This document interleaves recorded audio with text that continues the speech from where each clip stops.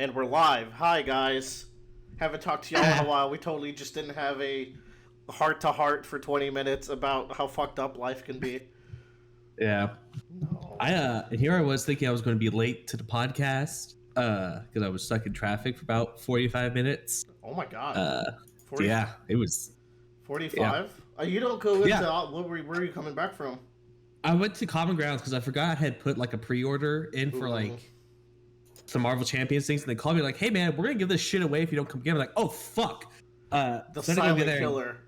Yeah. Common Grounds. So I went down there to get it, and on the way back, I ran into 3 abandoned cars just in the middle of the road, blocking traffic. Abandoned. Like there was no one in the car, the lights were on, and they were just sitting there. This sounds like the start of like a horror film or like a leftovers kind of situation. Did the world get raptured and all 4 of us were left behind and we're here? Wouldn't be surprised. Oh shit. Come on. Yeah. We're not that bad, surely. Yeah. Okay. So I'm here with the boys, Joe, who is just speaking, Bradley, and Tyler. I wanted to ask y'all, as like a checkup on the times and where we are in life, how does everyone feel about the ex-president getting impeached with 34 counts of felonies or whatever the fuck? Dude, it's another fucking week for me. I don't think anything's gonna happen. I say this in the most negative thing possibly. People are innocent until proven guilty. So until proven guilty, I will not be satisfied. And also, the man has the best lawyers in the world. I really think. I don't know about that. Really? I mean, I haven't kept up, but he has the best money in the world. His lawyers have been fucking up all like the past few years. Have you seen that meme where the dude is like, "Bro, look at my lawyer. I'm going to jail for real." It's this whack ass lawyer. Anyways, I guess that's what he's working with. That's life. His life. Yeah, the presidents. That happens to presidents right now. The president of Brazil is an ex convict because he went to jail after his first 2 elections for some weird money embezzling. Like he stole, but he didn't do it the correct way to steal in Brazil. So he got arrested, and then he came out and ran and won. So he's the president for the 3rd time. It's crazy. It's wild, and he's still better than the alternative. That's just where we're at. What else is going on in the world? The Mario movie comes out like tonight, and me and Joe are gonna go. Oh my lord! Here's the thing: I've been seeing like critic scores are like super fucking low, but then audience scores are higher. Yeah, much higher. Much higher. I've seen a lot of like just video game reviewers say how much they like the movie. It's one for the gamers with the capital G. Yes, you see when you go in there, they give you a controller and they're like, you play Mario, and then you just play Mario for about 2 hours. I have some predictions of things I won't really like, but I'll keep them to myself for now, as to not spoil the movie. Write them in an envelope, like put them in a piece of paper, put it in an envelope, and then I don't need envelopes, Joe, because once upon a time I was doing some dumb rant about this movie. I think when Chris Pratt as Mario was first announced or something. I was doing some dumb rant, and I called some things that I won't like that will be in the movie, and I will dig up those receipts if I need to, because I'm feeling pretty positive. Tyler, you gonna go watch that this weekend? I think I'm gonna try and go see it Saturday with our boy Austin. Gotta drive up to Dallas this weekend, so I'll be around. What? And you're not? You didn't tell us about that? Oh. He did tell us. When? He told us multiple times. What? Yeah. Is when? Where? I'm driving up to Princeton on Saturday morning. Okay, cool. Well, I hope to see you. I'm also bringing a. I bought a Albaz structure deck. Branded. I bought a branded Yu-Gi-Oh! Structure deck. And what are you gonna do with that? It is not branded Despia. It is just branded. Yeah, the not complete scum. I mean, it was $30 for half of half of a tier 1 deck. So it's just something I'm gonna carry around with me now and force people to play with me. Will you be there Sunday? Nope. Damn. I feel like I was doing something. No, I have lunch planned Saturday, so I hope I can see you Saturday night. So that can go into me. I'm going on vacation next week. Yeah. Oh shit! Tell me. I'm going skiing in a little town in Colorado. It's gonna be Grotem, and that's it. I'm fucking stoked. I'm on vacation. This I've is been with the telling you, friends. Tyler. Yeah, I've been telling you, Tyler, because you invited me. I can't go for reasons of A, I kind of don't want to, and B, money, mainly B. Okay, they do be like that. It do be like that, and considering I literally just came back from Colorado a month ago, it'd be like that. I mean, was it nice? Because it still seems nice. It was this great. time. It was great. I think like all the spring breaks are gonna be over in life. But they're just getting started. I don't know what the hell you're talking about. In Colorado? Yeah, like spring breakers are going to Colorado. No, Texas spring break is over. California spring break is over. I think a majority of spring breaks are over. The Midwest starts in like February. I thought spring break was like a March thing. We are in April. Yeah, Okay, you're right. Listen, it's been 4 or 5 years since we've been in school. I forget when holidays are officially supposed to happen. Can you believe we used to get 2 to 3 months off to do nothing, and we squandered it by going outside and riding bikes or some dumb shit? Holy shit! I could have been inside learning C++. I know. We could have made rockets. I played Persona 5 and I walked my dog every day. So I took good care of that time until I was forced to go back to work. Wait, no, Joe literally just talked about being in college, and I think Willer was referring to like being 8 years old. Yeah, we are not the same. We are talking about very different things right now, dude. Yeah, I'm so confused. Oh yeah, when I was in college, I went outside and squandered my time riding bikes and catching bugs. I think about that constantly. If I got like transported back to my freshman body and kept all the knowledge I retained as an adult, or at least just the mannerisms and the maturity, I feel like it would be so much more different and so much more fun. I've had that nightmare. Dude, I'll think about that scenario, and I'm always paranoid because I'm like, what if the people around me like notice something's different? Okay, then you just say your puberty hit, and they're like, "Oh, okay," yeah. and they'll ask no more. I'm more mature now. You know what, Bradley? You call them losers and shove them in the locker. You go neener, and then like smack your butt. And then I code something in front of them, and they're like, "How'd you learn how to do that?" God. TikTok. They're like, "What the fuck's TikTok?" And the simulation breaks down. Tell me to go get on Yik Yak. Oh my god. Oh my god, Yik Yak. What the fuck? Holy shit. That's ancient. Yeah. Cursed. All right. Cursed words. The children don't even know. All right, Tyler, you got what anything else you else? got? Tyler's been very busy, I think. I've been work life busy. Yeah. I started doing online courses again. Cool. Because I started adapting an idea for a new RPG, and when I talk about it, I start to get like manic. You know, like in Ted Lasso, like right before he gets a panic attack, he like and he's like squeezing his hands. He's going, ooh. Yeah. That's what happens when I start talking about this idea.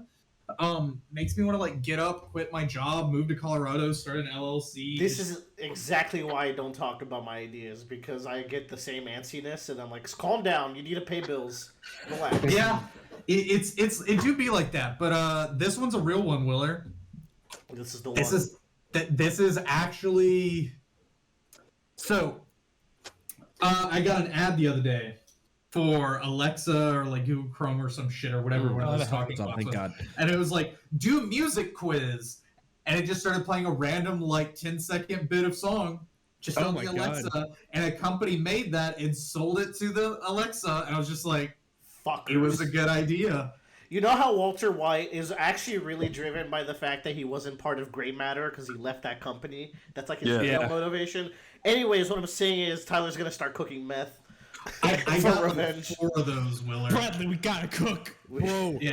Speaking of fucking Breaking Bad, or Breaking Bad adjacent, it was on like the Better Call Saul subreddit or some shit, and someone's like, bro, I'm on season 3 of Better Call Saul. I can't believe Jimmy would do this shit. And I'm like, you don't even know.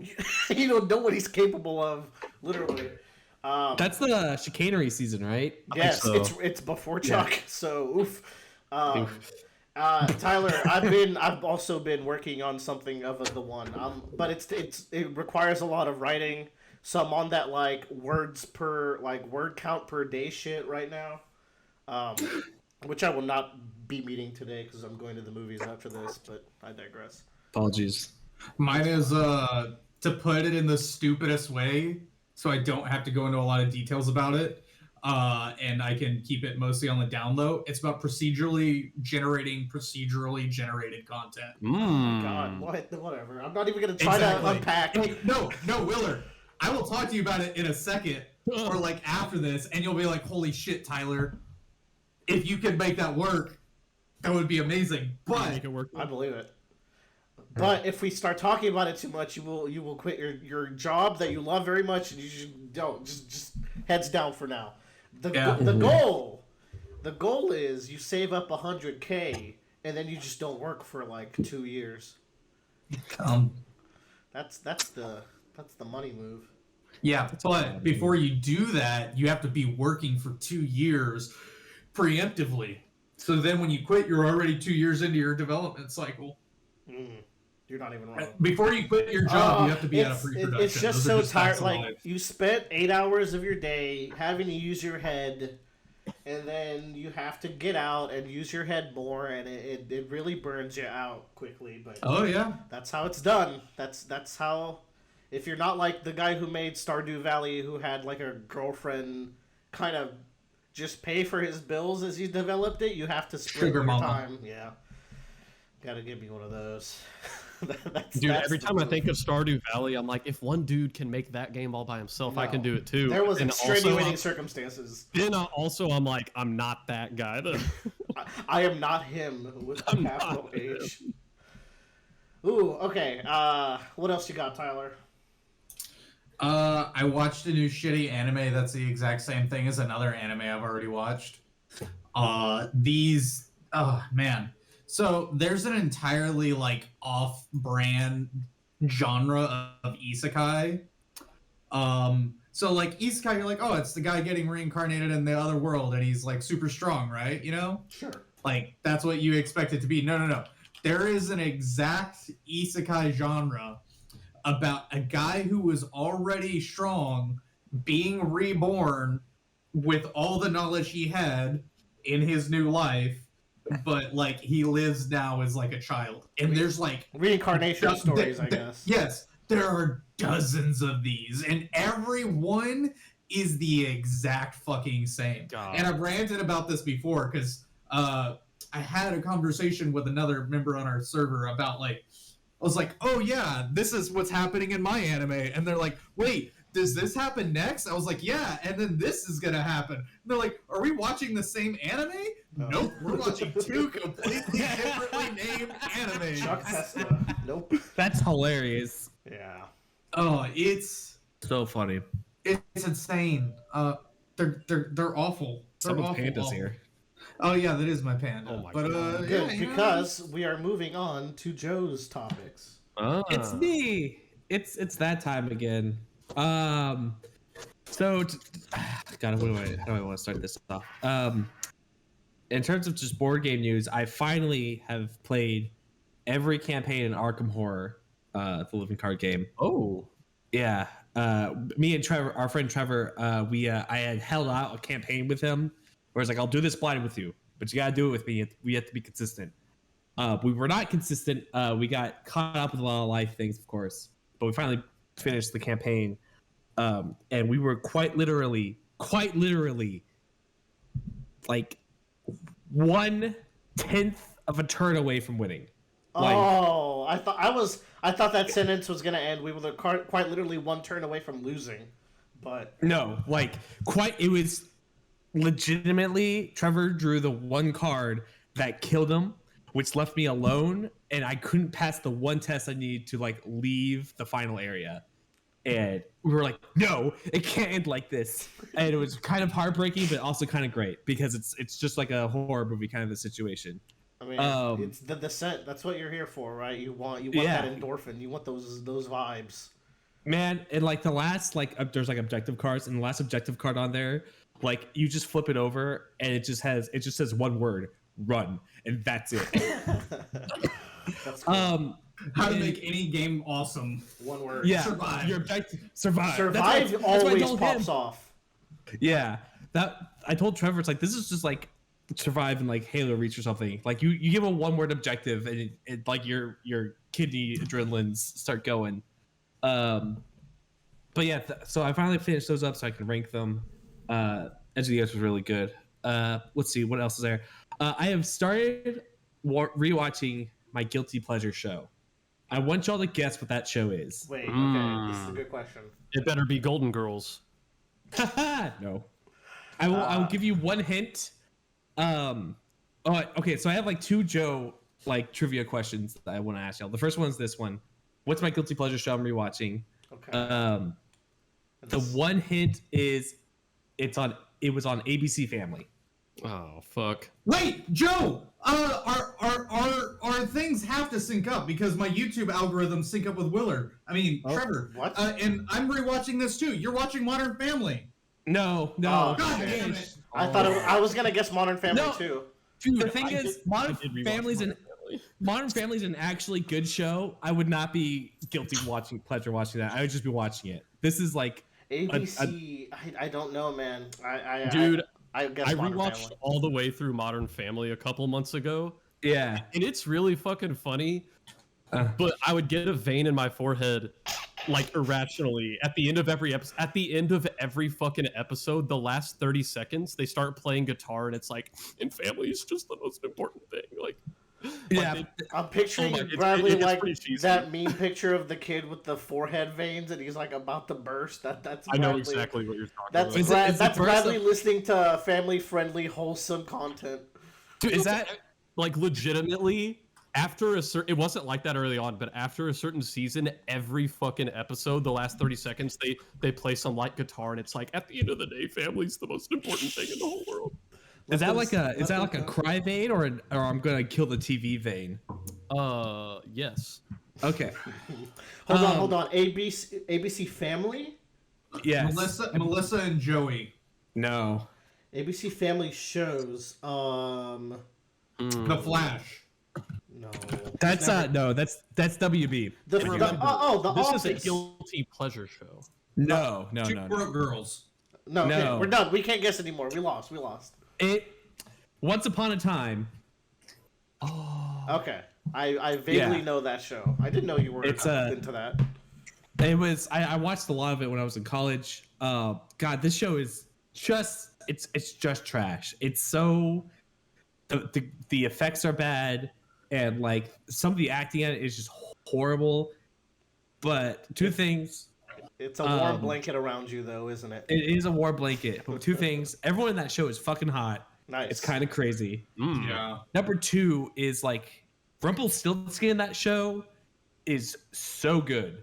Like he's one of my favorite like villains. Oh, fuck. Okay, I haven't seen the whole thing. I've watched a little bit of this. Rumpelstiltskin is like one of the most fascinating villains in He is What? so good. Like season 1, he is playing this fucking 6D chess with this episode 1. I got fucking goose. I'm terrified of Rumpelstiltskin. Yeah, he's so What are good. you It's like talking about? What is Robert this? Carlyle. So the premise of Once Upon a Time is that the evil queen from Snow White curses all of the fairy tale land, sends into the real world, and so they are kind of stuck in this perpetual like state of like mediocrity, and she is purposely like making it so they have the worst versions of their life possible within the real world, basically, without actually killing them. But the person let her do that is Rumpelstiltskin, who made a bargain with her. And so the first 3 seasons are just figuring out what the fuck is this guy up to, because he's always doing things that are good and then bad, and then he's always like tricky. It's so good. It's just like that's the whole reason I watch the show is the drama Just of this like one guy. assume that if he knows your name to you, he Yeah. is omnipotent. Yes. Oh my It's God. I didn't believe. I was like, "Bro's onto nothing. What is he talking about?" But when Bradley backed you up, I was like, "Okay, maybe."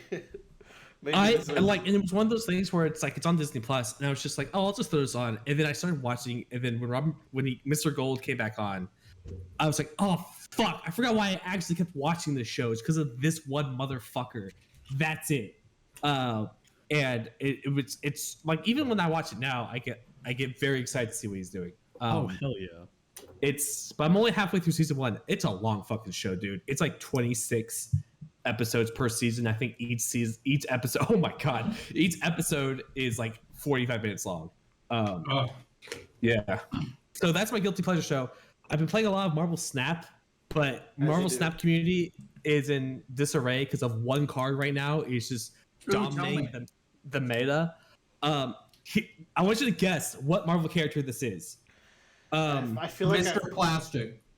That's a DC character. I feel like I said Mr. Fantastic. Okay, sure you did. Okay. You know I can rewind. I have a stand. All right, so you're two. Hold on. I saw this on Twitter the other day. It was lame. It was like Adam Man or something. No. Are they a male?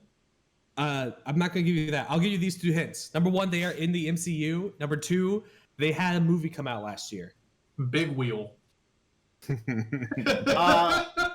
one Eternal who was the hot Asian chick. No. Okay. Siri. No, it's not her. No, it's the kid who manipulates people, right? Druid. Nope. I thought we talked about it last time. We did because we were talking about Banshees of Inisherin, and that's different. Yes. Go ahead, Joe. All right, so the answer is Shuri. Shuri is like fucking destroying the meta right now, and it's kind of nuts. Shuri Black is, Panther. Yeah. You love her movie more than us. I do, man. She's just dominating the meta right now, and I just got her recently, and I'm starting to win games, and it's kind of sad how easy that card is. Yeah. Damn. Like that. How much money did Shuri cost? You cannot spend money to get cards in this game. You cannot. Oh shit! You have to grind their fucking collector token shit until you get enough to purchase her. I'd rather spend money than time. How do they make money?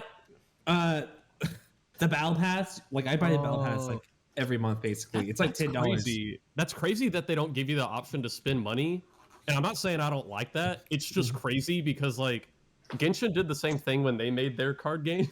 Like they're the greediest fucking developers ever, but they made a card game that you can't spend money to get more cards, and I was amazed. Yeah. All right. And so then my final trivia question is the One Piece card game's been going on. I've been tracking it loosely just like to see what's happening. There have been 2 card bans. Oh, really? What characters / noun has been banned in One Piece? Noun? Yeah. Logia. Person, place, or thing. No, sorry. Okay, person, place, or thing. I'm going to say Law was banned because he probably does some crazy shit with the op fruit. Okay. I'm gonna say Kid and Impel Down. Okay. This is a wild card. Here's my thing. I feel like it's just gonna. I feel like it's gonna be the last fucking thing I expect. But I also don't. I also don't even know what all the cards. Me neither. So I'm just like, Law has to be a card. Yeah. He is though, right? Did they have like a Law is a card. Yeah. I'm gonna go with Kid because. Oh wait. Okay. Impel. You said Impel Down deck was coming out. Was Magellan banned? I would love that for my boy. No. Magellan was not banned. Okay. Bradley. Okay. So, I'm gonna give y'all another round of guesses. I'm gonna tell you the arcs. They come from 2 different arcs. One of them is from Dressrosa. Okay. One of them is from Marineford. Oh my god. Okay. That is good. This is better than 20 questions. Hold on. Does Akainu count as being from Marineford? That's my guess. Either. Yes. Mostly. I would say that. I'll guess that. I guess you would count Law as Sambodi, so it's definitely not Law. Dressrosa character, I'm gonna say, fucking barrier guy, Bartolomeo. My guess is Sengoku. Okay. There are 2 cards I'm talking about. Oh Christ. Bart and I think Bradley was right with Akainu. Dude. Now that I've locked in my second guess, I looked up. I'm gonna guess that. I'm gonna guess. I'm gonna guess Akainu, not Akainu. Sengoku and the Thousand Sunny. Is it Orange Jr.? Okay, Willa, you were pretty close. For the Dressrosa one, Cavendish is banned. Fuck. Okay. Interesting. Yeah. Yes. You may add 1 card from your life area to your hand, which I assume is just your play area. No, because it's that thing where you put. Yeah. What is rush? Yeah. Rush is, I believe, is like you get to attack immediately. Okay, yes. yeah. So like, he has 5,000 points, which is like a good amount of numbers. That's a lot. The other one is the Moby Dick. Whitebeard shit. Okay.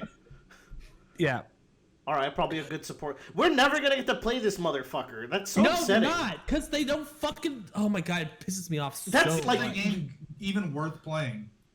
It might be. If stuff's getting banned, I wanna know. I need to know. So, Common Ground Games has a tournament every week. People show up and play. We are not rich enough to play the One Piece card game. Yeah, the money barrier is too harsh. Yeah, I just thought it was funny that Moby Dick and Cavendish were the 2 cards that got banned out of everything, of all the characters. That is exactly what I want out of a fan service card game. I want the most random things to be broken. Yeah. But I just thought that was funny.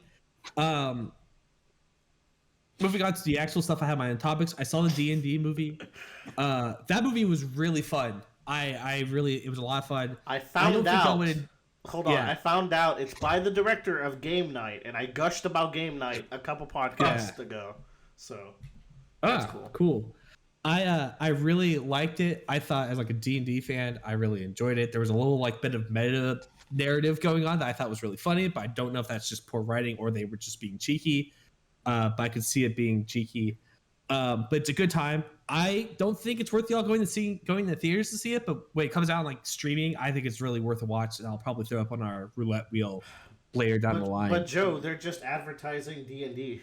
How could whatever, and fucking I expected as much. Movies. Yeah, no.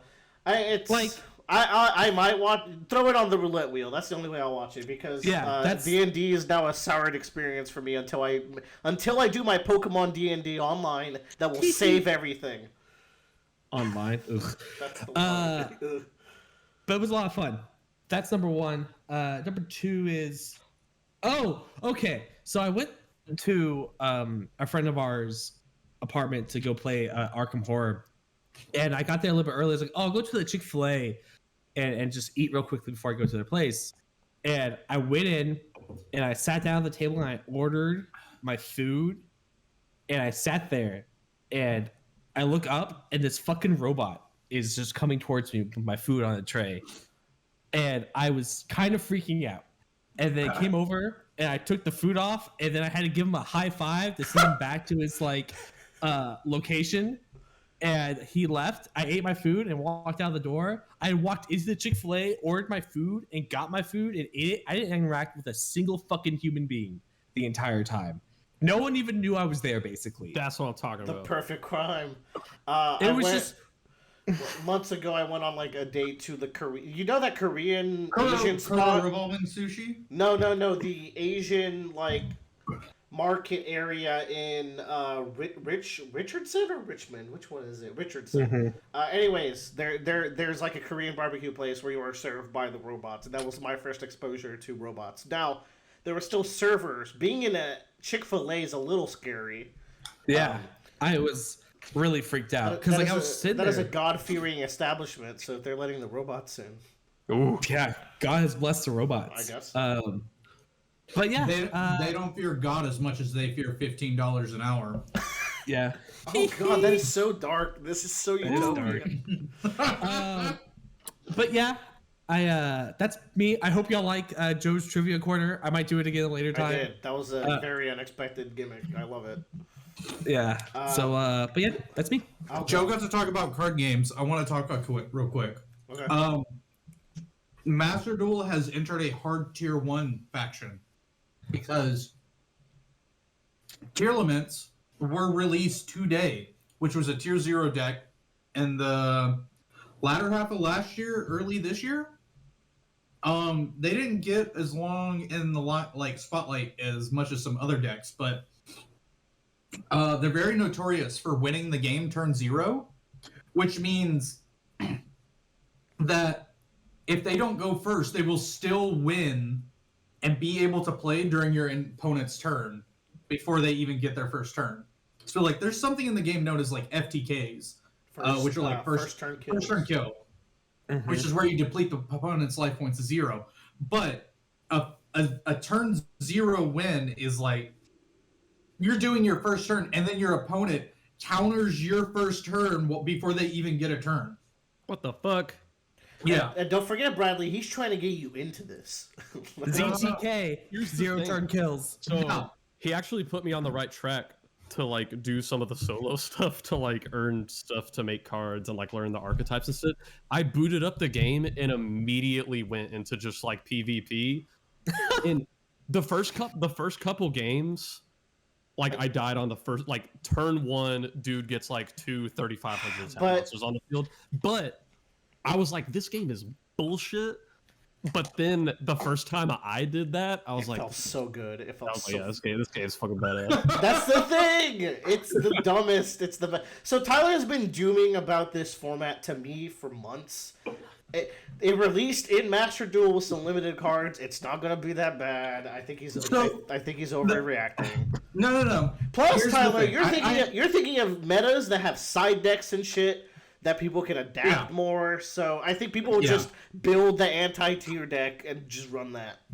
And it won't be that bad because yes, it's the best of 1.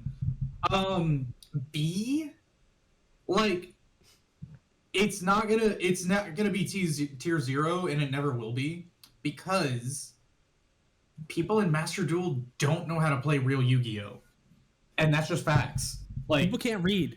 Yeah, people don't read, so it's gonna be fine. People will buy the deck and they'll be like 8 years old and they'll be like, why can't I activate shit? And it's like some card that you banished like 2 this turns guy thinks ago. 8-year-olds still care about Yu-Gi-Oh. That's wild. It's a free-to-play game on the phone, Willer. True. You know what? No. You shut me up. You're right. Yeah. But no, they'll still go back to Fortnite. I'm sorry. Thank God for Fortnite. Especially now that they can make Yu-Gi-Oh in Fortnite. So. Yeah. Ooh. But yeah, like it won't be that bad. And plus, like the archetype came out limited and forbidden, and it's like fine. And the main problem is not the actual archetype itself. It's this other set of 4 fucking cards that they made that just enable any deck to just be fucking stupid insane. And they're called Ashizu. And Ashizu are the actual problem. Tier limits are good, but Ashizu is the actual problem. Ban Ashizu, let the archetype do whatever it wants. I lost my goddamn frog for this, so I don't know. Yes, you did. No, you lost your frog for sprites, which I think is actually one of the best decks. Like, Sprite is so fucking solid and good because they have their regular effect monsters have Omni Negates. What the fuck? Yeah, no, like not their extra deck monsters, just these little 2-star like 1300 attack is like if your opponent activates a spell or trap, negate it. Boo. Bro's onto nothing with that. Yeah. I just missed my toad because now my Bahamut shark has no buddy. So I don't know. Yeah. Just hashtag Yu-Gi-Oh things. Okay, I'm gonna go. Willer, I gotta hear about Final Fantasy V because I have played the whole game. I don't remember shit about it. Because that's the thing. It sounds like you really like it. There's nothing memorable to remember in the story. That's because I'd say 4 has the better story among those early ones. Let's go. But there's some cool moments still. There's a character called Galuf. He's by far the highlight. He's just raw. He's a raw old man who's the king of a nation. And there's a cool pirate chick and a princess in your party, and they're twins separated at birth, but they don't get much to do. And then you have Bartz, who is like shonen protagonist boy, who's just he might be the most bland since I don't know, he might even be more bland than the ones from 3 from the DS. But anyway. I think he might be more bland than the ones before him too. Crazy. But it's still a very fun adventure. What fucking makes this game so good and like just kind of seeped into me once I got back into it, because I started it a while ago, and like with most RPGs, I'll start them and then take months of breaks and then return with so much fervor and like motivation to beat it. And when I got back to it, it was just like, this might have the best gameplay out of all the Final Fantasies I've played, which will include like 7 and 8 that come after it. And 14, the critically acclaimed MMORPG. Don't worry, 14 is coming up after these credits. So like the gameplay is really good for a couple reasons. It's using the ever beloved job system. Which, the only thing I don't like about a job system is that it robs characters from any unique individuality. You have to kind of create your own niche for those characters. That's how a lot of games handle it. And like in some of the Final Fantasy games that have jobs, and maybe I'm just thinking about tactics here, occasionally you'll get characters that like, oh, this character has a unique job that no one else has, but then it's like the flip side is like, okay, what's the point of a job if that True. like they well, I mean, you still gotta get your party with the non-job, like with the other characters. So, but anyways, this has a job system. Your job has a main command, and then several side commands that you get for leveling up that job. For example, the main command for the samurai is to throw money and do shit ton of damage to everyone. And then you get commands where it's like, do a quick attack that paralyzes everyone, or throw a smoke bomb that lets you instantly run from battle. And then you used to get stuff like, if you level up the ninja all the way, you can unlock the dual wield command, which lets you wield 2 weapons. And You're talking about SAO? No. I'm never. I'm joking. You wish. I'm joking. You wish I would. So as you level them up, you get to then mix and match. You will always have the primary skill of that job, but your secondary skill can be anything that character picked up. So you're like constantly shuffling your jobs around and changing what your party rollout is and what your secondary is, and you're leveling up every fucking job because all of them are necessary in this journey. Because the other thing that makes this the best gameplay is the encounter design is fucked up in a really fun way. Where they just like, they will push you to use a little bit of everything that you can. Something I really liked was this class that gets to mix 2 items, the chemist, and then you can just get insane effects depending what you mix. So of course I pulled out a little sheet that told me the best ones, and I did some crazy shit. But they can also like drink these special potions that are exclusive to them that buff them up. So sometimes I would like get a dragoon, get them that drink command so they can buff themselves up, and the dragoon will be my main damage dealer.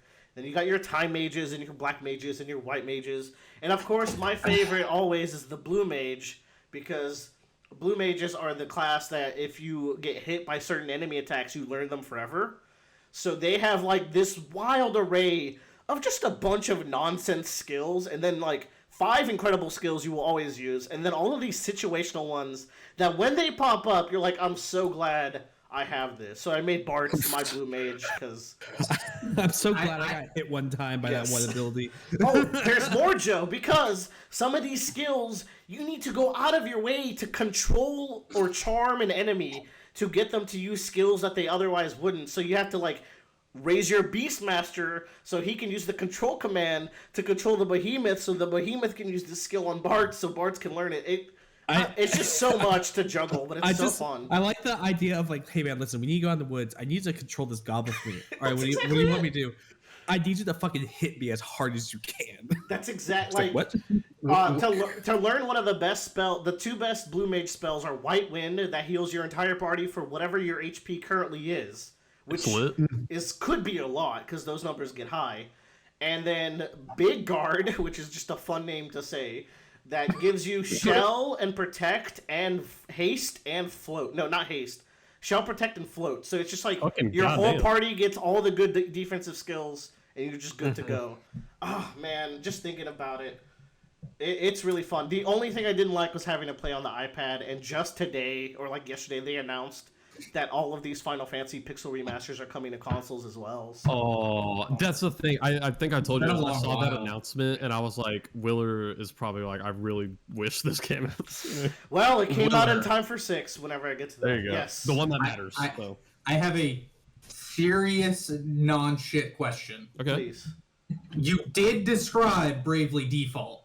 Yeah. Okay, but here's the nice thing, Tyler. Bravely Default's boring as fuck. With boss battles that will take you 30 minutes, all these like it's just like, because in Bravely Default you have to grind so much more for so much longer than I had to grind in this game. Like because you could just roll with whatever party with your ninja or whatever. It's to get like all of the fun shit, and actually the final boss is pretty hard. So at that point, you do need to have a really good strategy.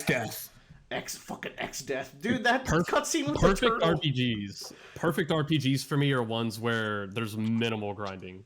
Yeah, which hey, that's the main thing about these new releases, Bradley, and why you should maybe consider it if you want to get back into Final Fantasy. They have a new setting where you can turn off battles and change your EXP yield by a certain multiplier.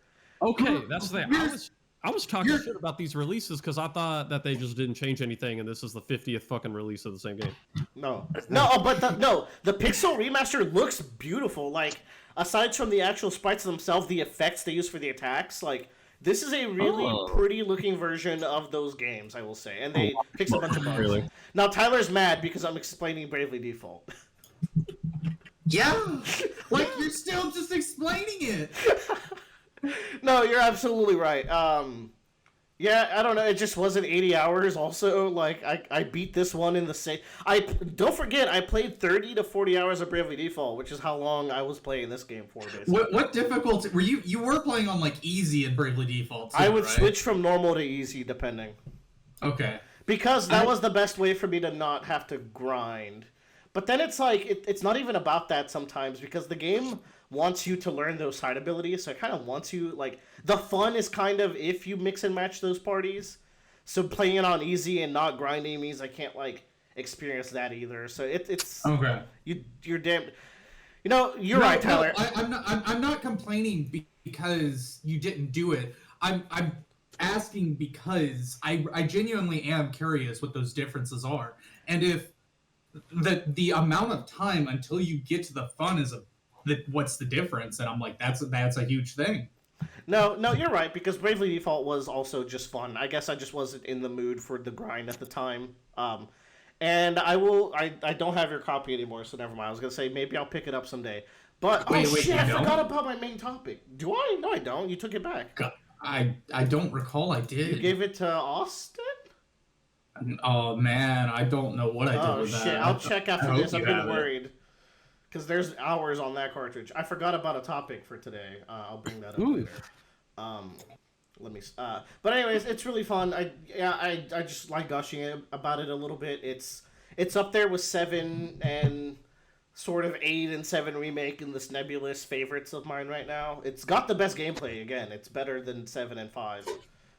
But again, it's part of it better than 7. Cool. The gameplay, I think 7 has one of the weakest gameplays out of all of them. Because fair, I guess. The encounter design, the materia system's fun, but the encounter design in 7 is not very appealing. Neither is moving around, to be honest. Gotcha. That's fair, I guess. But if we want to talk about the one with the worst gameplay, it's 3. But aside from that, let's talk about Final Fantasy XIV. Because what the fuck, man? I'm back. I'm back in. God. What level's your character? Really? 42. Okay. Hey, okay, that's good. up there. But I'm back in like 45. 3 somewhere between 42 and 45, believe me. I'm back in a good way cuz like, I don't know, people I follow always gas up the story, and like another cycle of all the story's so good came by me. I was like, you're right. I need to give it another go, even though they stole $20 from me from the Steam version that one time, but whatever, it's fine. She apologized. She bought me food. She rubbed my belly. I'm back with her now, and we're going steady. Like the story has gotten to a point where I'm actively paying attention, not because I feel forced to, but because I'm a little bit interested. Imagine that the story has finally gotten engaging. I've also done a dungeon where the gameplay was a solid 3 out of 10, which is by far the highest. That is a good one. Yes. And yeah, I'm getting close. I'm a couple missions away from finishing the first half of missions in A Realm Reborn. The first half of Realm Reborn? A Realm Reborn is split into 2, and I didn't know that. It's split into Astral and Umbral. I'm almost done with whichever one of those is first. However, the second one is shorter. So, all that to say, I'm getting there. Yeah. I may join you on the second half. I've been vibing. And again, it's something where it's like, if I feel like every time we've tried to play with people, you end up doing side content that's not the story, and it's like that just prolongs the time you're in A Realm Reborn. So I'm like heads down, no side quests, no messing around with other classes, story, get on that fucking chocobo right to the next story. Now, I will say, you not fucking around with side quests is the reason you did miss chocobo at first. Yeah, true. I could have had the chocobo quite a few MSQs before I started this play session. And it makes such a difference. I wish you could customize the song that plays. Not that I don't like the chocobo song, but I'm always on that thing, so. Dude, the only game that lets you do that is Final Fantasy 15. That's pretty cool. I mean, yeah, that's true, but you can also ride your car. It is. 15, I need to go back to it at some point. I discovered 13 as a song called Crazy Chocobo from Final Bar Line. That song rules. That song is... By the way, Bravely Default is not in the remake of Final Bar Line yet. No, but there's a batch of DLC that they've never announced what those are. So fingers crossed. Nier Music just came out, and I play a lot of that game still, y'all. It's so fun. Joe sees my deranged posts, I think, that I make on, like, anytime I get, like, a decently good score, I will post it on YouTube so I can remember the You always are posted on YouTube. That's because I get a lot of decently good scores, bitch. You're in my algorithm now. Oh, same. No. I then give Willer a nice little comment related to whatever his title post is. Sometimes it's not. Sometimes I have no idea what you're referring to. Did you not get my spelling bee one where I was just like, spell this word? Oh, no, that was the best. That was good. And, did you not do fast facts in fucking elementary school?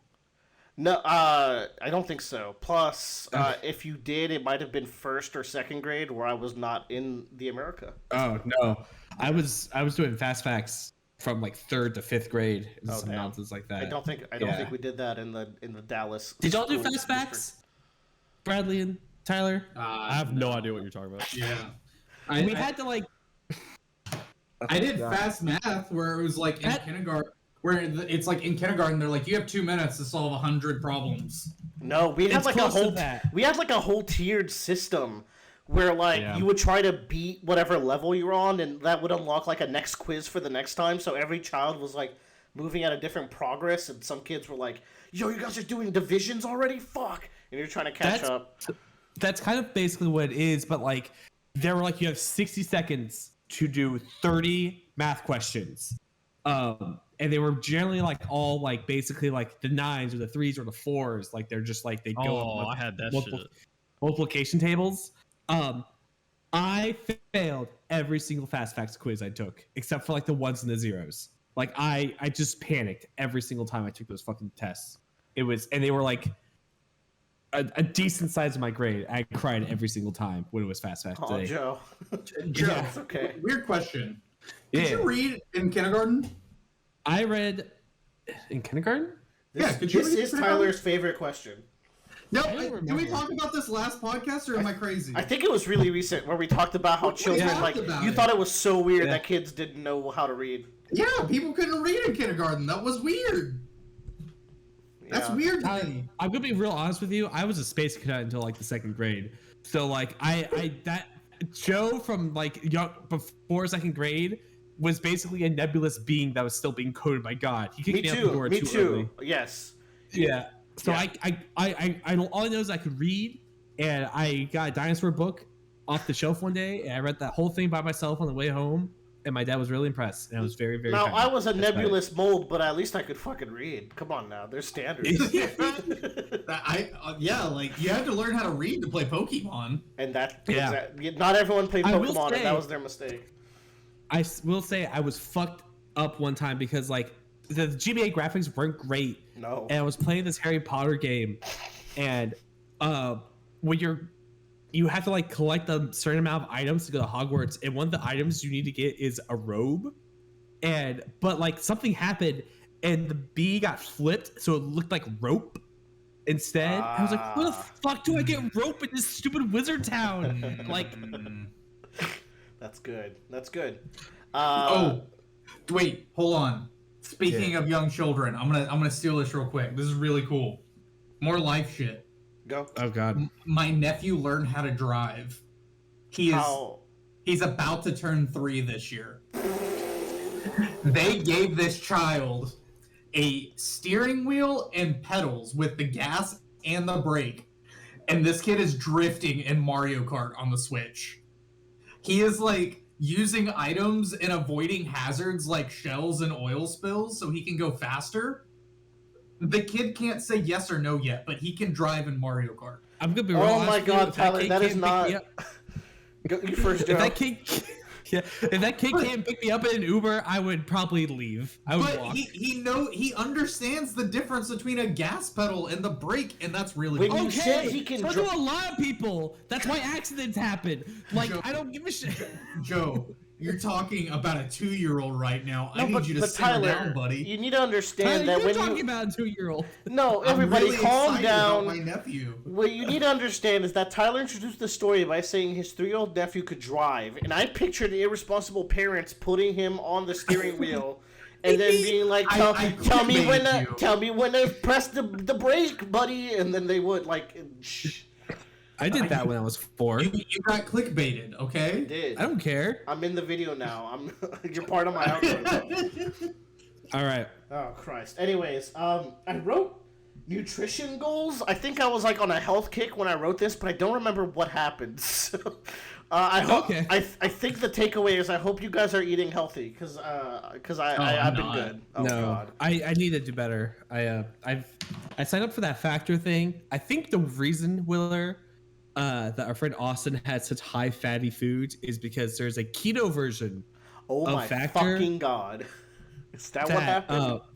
Yeah. So keto is 0 carbs, all fat. Yeah. So it forces your body to use the fat. And I think that might have what happened. Because I was looking on there and there's stuff like, this looks fine.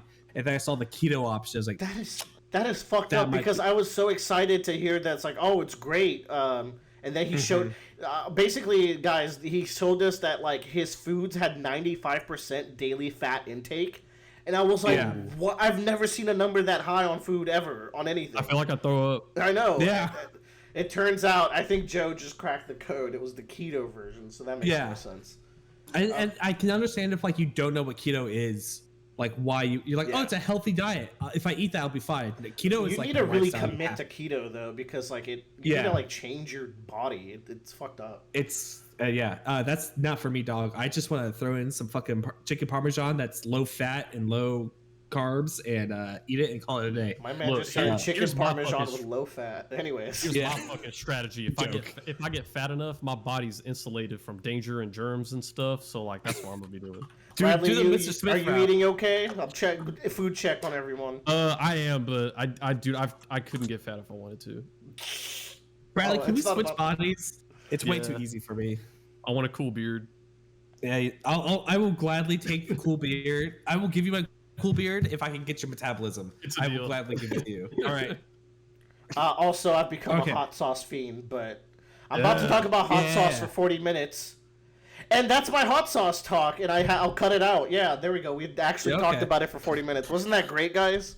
I'm going to be real honest with you, Willer. I kind of went to the bathroom about 10 minutes into it, and I started playing some Resident Evil. So, yeah.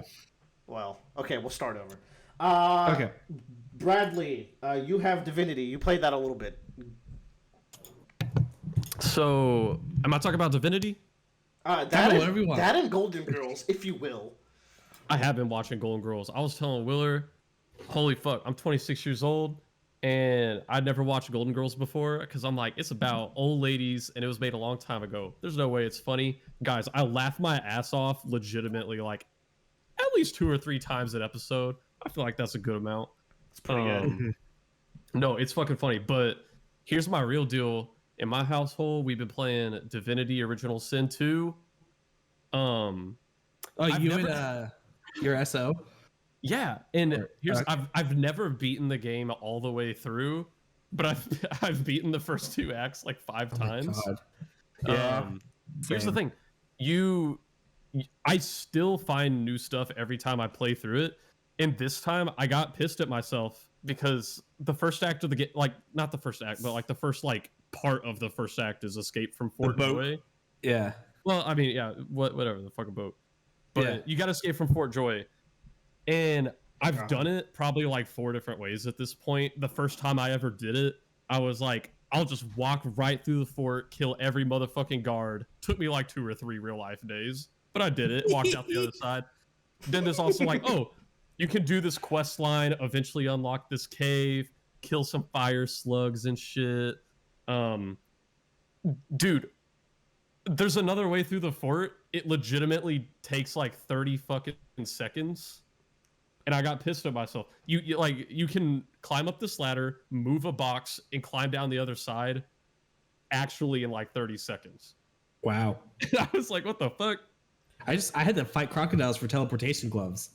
Dude, the crocodiles were scary enough, but I'm like, the crocodiles can teleport? Are you fucking with me? Yeah. I think one of them could shoot fireballs too. It was kind of nuts. Oh, yeah. That's Rumpelstiltskin. That's all I got going on, really. Nice. Bradley, are you actually excited about that new Harry Potter show, or were you trolling me this morning? Not really, dude. Well, I mean, this will be the one. I was like, what are you talking about? That's the first thing, Bradley. That is the first thing I saw this morning as I awoke. I don't. Here's the thing, The Last of Us TV show is really fucking good. Have you seen that? Cool. Yeah, I've actually been watching it. It's pretty goddamn fucking good. Yo, let's talk about it after I watch it, man.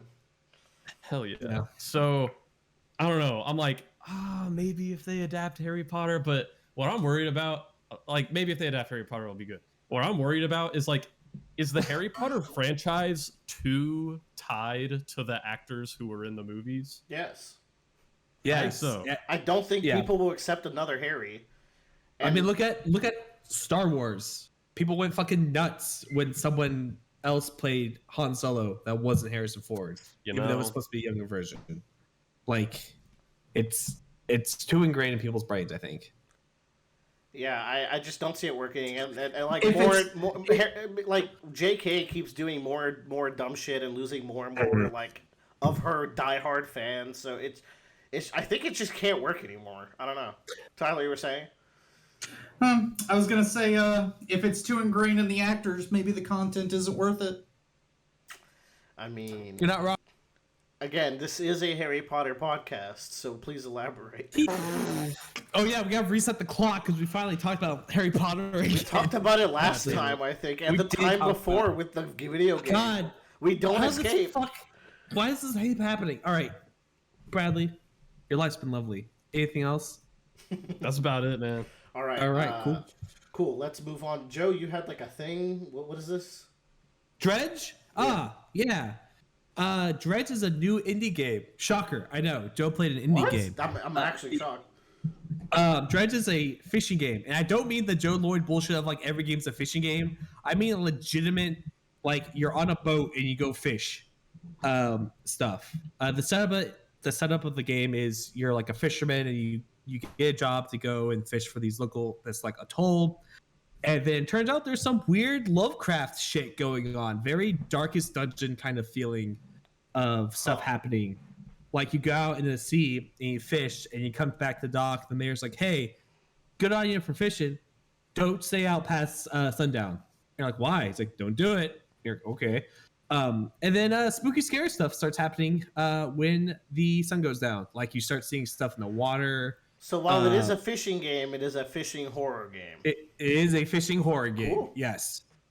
I've really been liking it. I think I'm almost to the end of it, and so it'll probably cap out around like 6 or 8 hours in terms of playtime for the main story. Maybe there might be other stuff, but like based on what I've seen, I think I'm getting close to the end. But it's a lot of fun. It's got some great lighting. Lighting is a big part of it because like when it goes dark out, you can't see anything. And what they do is like they will basically unrender a lot of like the hazards in the ocean, so you can't see it unless you put like a light on it. So you can easily crash your boat into stuff if you don't have like proper lighting set up. Oh, they would just like so you can't even see like a silhouette. Like to feign complete darkness, they would just completely unrender it. Yeah, it's supposed to be also like there's this mysterious fog that like is really kind of like that causes shipwrecks and stuff like that. So they make it so like, and it's kind of spooky because like for the first like hour of the game, I was just in this small area, and then it got dark out for the first time. I was like, oh, I know how to get back, and like I didn't remember where any of the fucking rocks were, and I like nearly crashed my boat. This seems It was cool. kind of like it's a lot of fun. It's got some great like. There's also like sea monsters that you have to fight, or not fight, but you have to like run away from and like dodge and escape and kind of understand their predatory patterns of what they do. Like you go into this one area, there's a big sea serpent that just like patrols the area. So like, but he goes in a pattern. So if you figure out the pattern, you can like stay behind him and fish. Do you ever go back to normal fishing once shit hits the fan? Oh, it's always normal fishing, constantly. Like Okay. that's never like you like that's always the option. It's your number one way of making money. And is just to how's go the and fish fishing stuff. mini game, or I guess mechanic? Fishing mini games is really cool because each different like sub genus of fish has its own little different mini game that has to go with it. Like if you're doing like a shallow fishing kind of like just a regular ass fish, it's a pretty standard fishing game where you just have to time like the correct intervals. But if you're fishing eel, you have to like do this like rapid fire, like it goes back and forth on one way while it goes back and forth on another one. And you have to try to sync them up to like hit them at the same time. So you have a lot of variety of like how the fishing works there. It's really cozy. It's a really nice. Cozy is a weird thing to say because it's got a little bit of spooks. Well, yeah, spooky cozy. That's a thing. That's definitely a thing. Yeah. But it's definitely like a kind of like, I'm just like, I'm chilling, I'm fishing. I see some weird monster things. It's time to run. Let's get out of here. You also can customize your boat. So you can set your boat up to like, do I want to have more diverse fish options? Do I want to have a bunch of lights? Do I want to have really fast engines? So you can like change the way you build your boat there. Yeah. How did you really stumble upon this? What are you playing this on? It's on PC. I don't know if it's on other consoles, but like Trevor, our mutual friend Trevor posted in the Discord. I was like, what the fuck is this? Okay. And I looked at it and I was like, oh, this seems neat. And I watched a little bit more. I was like, I'll get this. Why not? And I kind of like, I play it for like an hour or so and I'm like, all right, get my fill. This seems like a Tyler spooking game, I will say. Maybe, because it's got big fish and water, and I don't think he's into that. I will say, Willard, I think you would enjoy it. The only problem is that it's $25, which is maybe just a bit too high for this game, I think, in terms of content. Like, I would have much been happier if I paid like $20 or so. Not much higher, but like, it's just a bit too high for what I think is in there. But it's a lot of fun. It's a solid game. I really, really like it. This feels like something I'd want to play in the dark in my living room. So if it's on PlayStation, I might pick it up for that. I wanna. Who just said I wanna? What's happening? I'm looking up the. Oh, Willer, it is on PlayStation, Nintendo Switch. Cool. I might look into that. That seems cool. I've been finally watching anime. This is a new thing for me. I don't really do this. I've never really done this before, so please bear with me. I got like 4 ones to talk about. I got Demon Slayer, Bleach, Naruto, and Blue Lock. We'll save Blue Lock because Tyler wants to talk about Blue Lock, so we'll save that for last. We'll start with Demon Slayer. I watched the Mugen Train arc. What did y'all think about that? Because I don't know if I ever watched the anime for that, but I know y'all read that at least, right? Yes. I liked Mugen Train up until the last fight, basically. That's me. What about you, Tyler? What do you remember how you feel? Is he alive? Tyler? Yeah. So whenever I first read it, I was just like, dude, so Mugen Train is only 1 volume. Like, it is very short. It is super short. And yeah. It's 7 episodes in the seasonal form, for reference.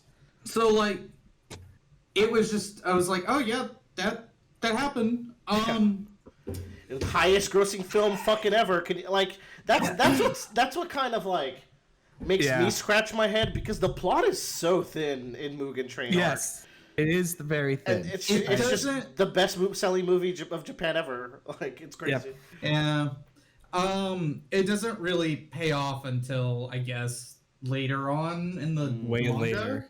Yeah, like way later. Really? Okay, cool. Yeah. Yeah. My take. So I read this very quickly. Back after season 1, I wanted to see what was next. Forgot a lot of it. I thought so much of this was filler, but Tyler is telling me a lot of it actually happened. They definitely start with filler though. Like, there's no way that part actually happened in the start, where they try to set up a rivalry between Rengoku and the air punching demon that he fights in that arc.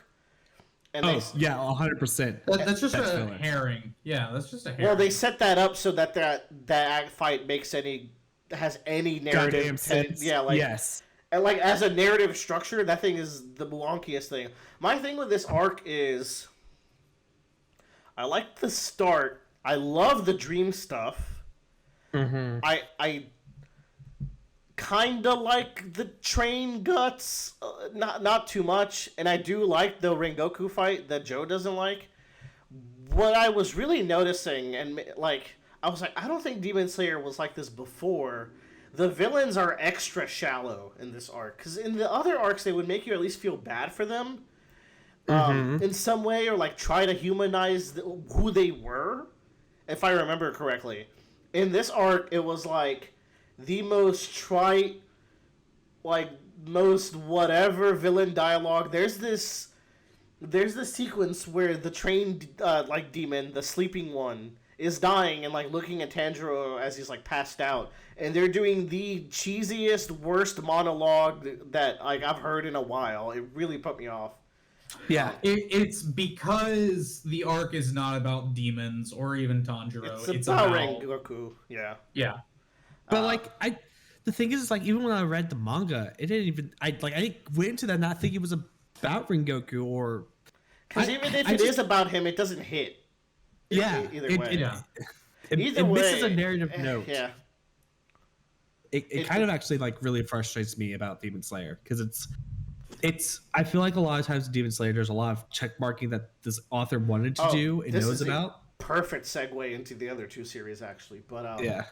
Hold that thought. I will also say today, as I was wrapping up work, I started a couple episodes of the Entertainment District arc, and I think it's already more promising. I've heard about this arc. Entertainment District arc fucking slaps. I've heard of this arc since I started Demon Slayer as like this is the one, so I'm pretty excited. Yeah, I would say maybe it'll reach like a 7 out of 10. I know, crazy. I think so. No, I'm excited for it. I like the flashy guy. I like his 3 wives thing. I like how all 3 of the kids have like a different vibe with him. So I hope he doesn't die like Rengoku did, but he probably will. So also the Rengoku thing is the most telegraphed. Like in the anime, they go way too hard on telegraphing it.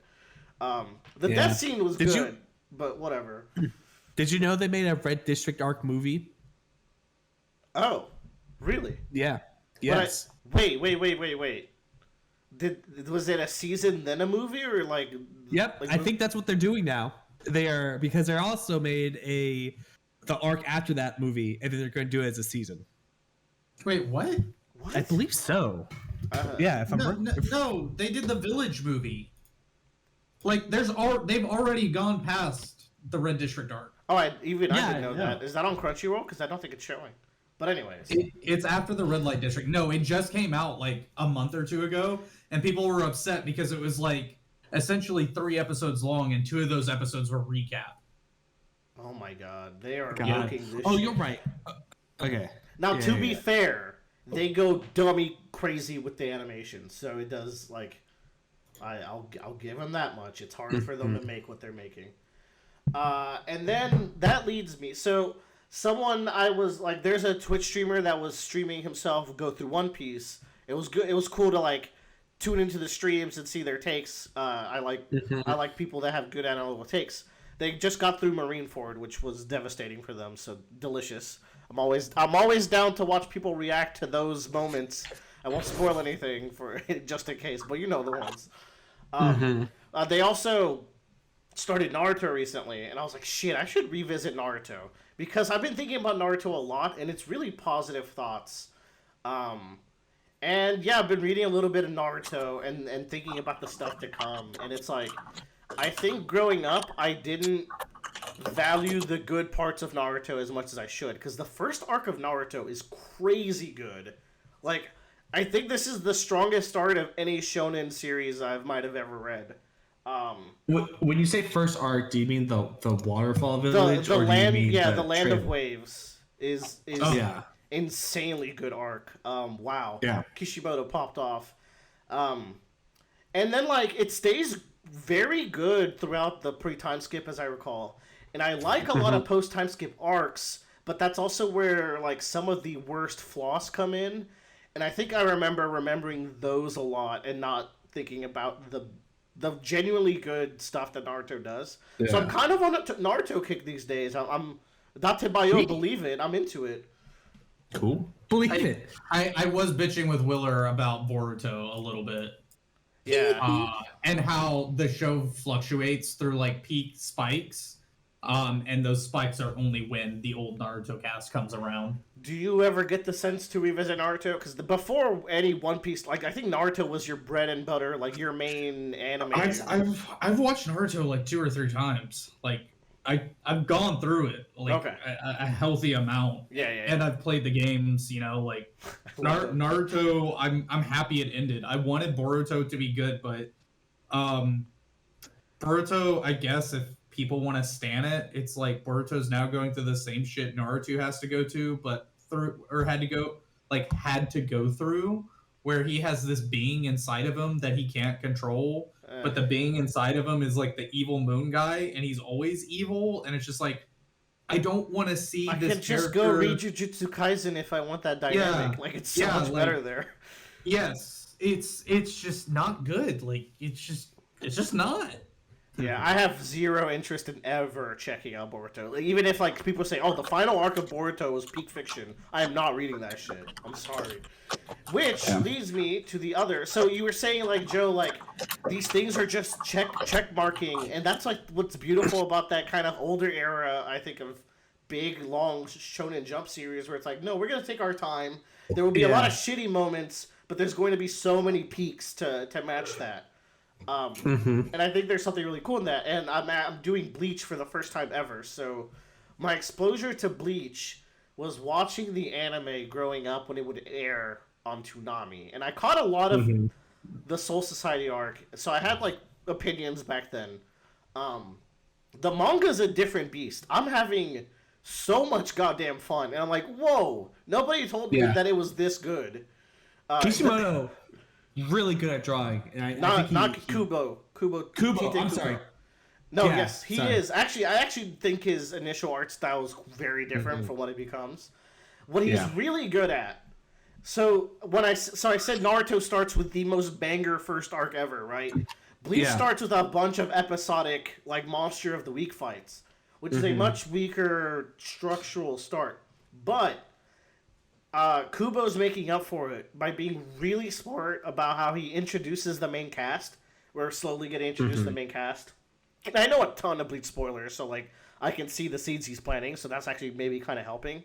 And he's got like a laser focus of what he wants to say with each mini arc. So like when it's time for the dialogue to pop, I'm like, yeah, you're doing it. This is great. So I'm like 30 chapters in. I'm having a great time. I really enjoy the first part of Bleach. I think because I read Bleach, and I read it for a while after. I think Quaiko Mondo is like when I stopped, which is like reading Bleach. 1 or just 2 after Soul Society. After Soul Society. But like I really liked the opening. I have like fond memories of the opening of Bleach because I liked the introduction of the characters and they were going, and I thought it was very enjoyable. I'm very antsy to get to the Soul Society because I know that's like the big pop off arc. It's their Alabasta kind of equivalent kind of thing. And it's I think it's deeper in than I expected, but I am gonna miss because my fear is that a lot of these fun high school vibes, like these more breezy moments, are gonna get cut down heavily for like plot and action and like not in a way where like One Piece is more plot oriented these days, but the goofiness and the charm still comes back constantly, just in smaller doses because we gotta fit in more plot. I get the fear that Bleach will just be non-stop once I hit like that point. Aside from a joke here and there, like we won't go back to a lot of these human characters anymore. We're gonna be dealing with all these Soul Society people for the rest of the series. And like Orihime, everything I've seen of Orihime is shots of her standing with her arms crossed, like, oh, save me, Ichigo, like damsel in distress kind of vibe. Orihime in the start of Bleach is one of the funniest characters. Like, she's so charming. So I'm like, I am horrified for what's gonna happen to this girl, and I hope it reading it in a binge as an adult, it's still gonna work out. But I'm afraid he's gonna fuck up Orihime. Look, here's my question. Go. Yeah. Can he beat Goku though? No. Sounds like a skip. Sounds like a skip. I mean, I haven't gotten to late game Bleach. I'll read anything unless the main character can beat Goku. God, Bradley, you can't just pop off like that with a joke out there. Now, Bradley, the Akane Banashi character can beat Goku in a Rakugo competition, so you should do that. Speaking of Akane Banashi, quick Joe interjection. Y'all should go read that. That's all I'm gonna say. It is fucking good right now. I will not do our anime thing until I have. So that and Mob Psycho are my two last homework assignments before I pull the lock on like, hey, we're gonna schedule the anime and video we're gonna do. He's not even gonna finish watching Ranking of Kings. No, I have to. You're right. Those first 3 episodes are brilliant. Bradley, you should watch Ranking of Kings. I really should. Holy fuck! I think it is Bradley core. You know, I've never heard of anyone give it less than like a 9 or 10 out of 10. For sure. Yeah. And can he beat Goku? I'm thinking Bradley would beat Goku, though. Bradley would like a lot of this early Naruto stuff too, but I don't know. You've got your preconceived notions that Naruto's bad. Here's the thing. I really fucking loved Naruto when they were kids. I just didn't like it when they got the Shippuden. The charm is different, right? Like, I think because like now I'm in a big 3-centric mode where I'm comparing them all the time, like what they excelled at and what they didn't. I feel like One Piece is the one that changed the least, and Naruto might have changed the most over time. Ooh, hot. That is a very hot take, Willer. You don't. I feel like Naruto's arc structure changed so much in the post time skip. I feel like I have the most grounds to talk about this. Probably. Because I have seen both animes way through. I've read both manga all the way through. But I've read Naruto all the way through. I'm rereading all the Naruto? Yeah. Oh. Tyler, just the other day I was watching the anime? I've watched some of the anime, but just the other day I talked about how much the goodbye to Minato is like one of the best scenes that have ever been written. No. I thought you were rewatching the anime when you were talking about all this. I'm rereading the manga. Okay. No filler never for me. mind. I'll retract my.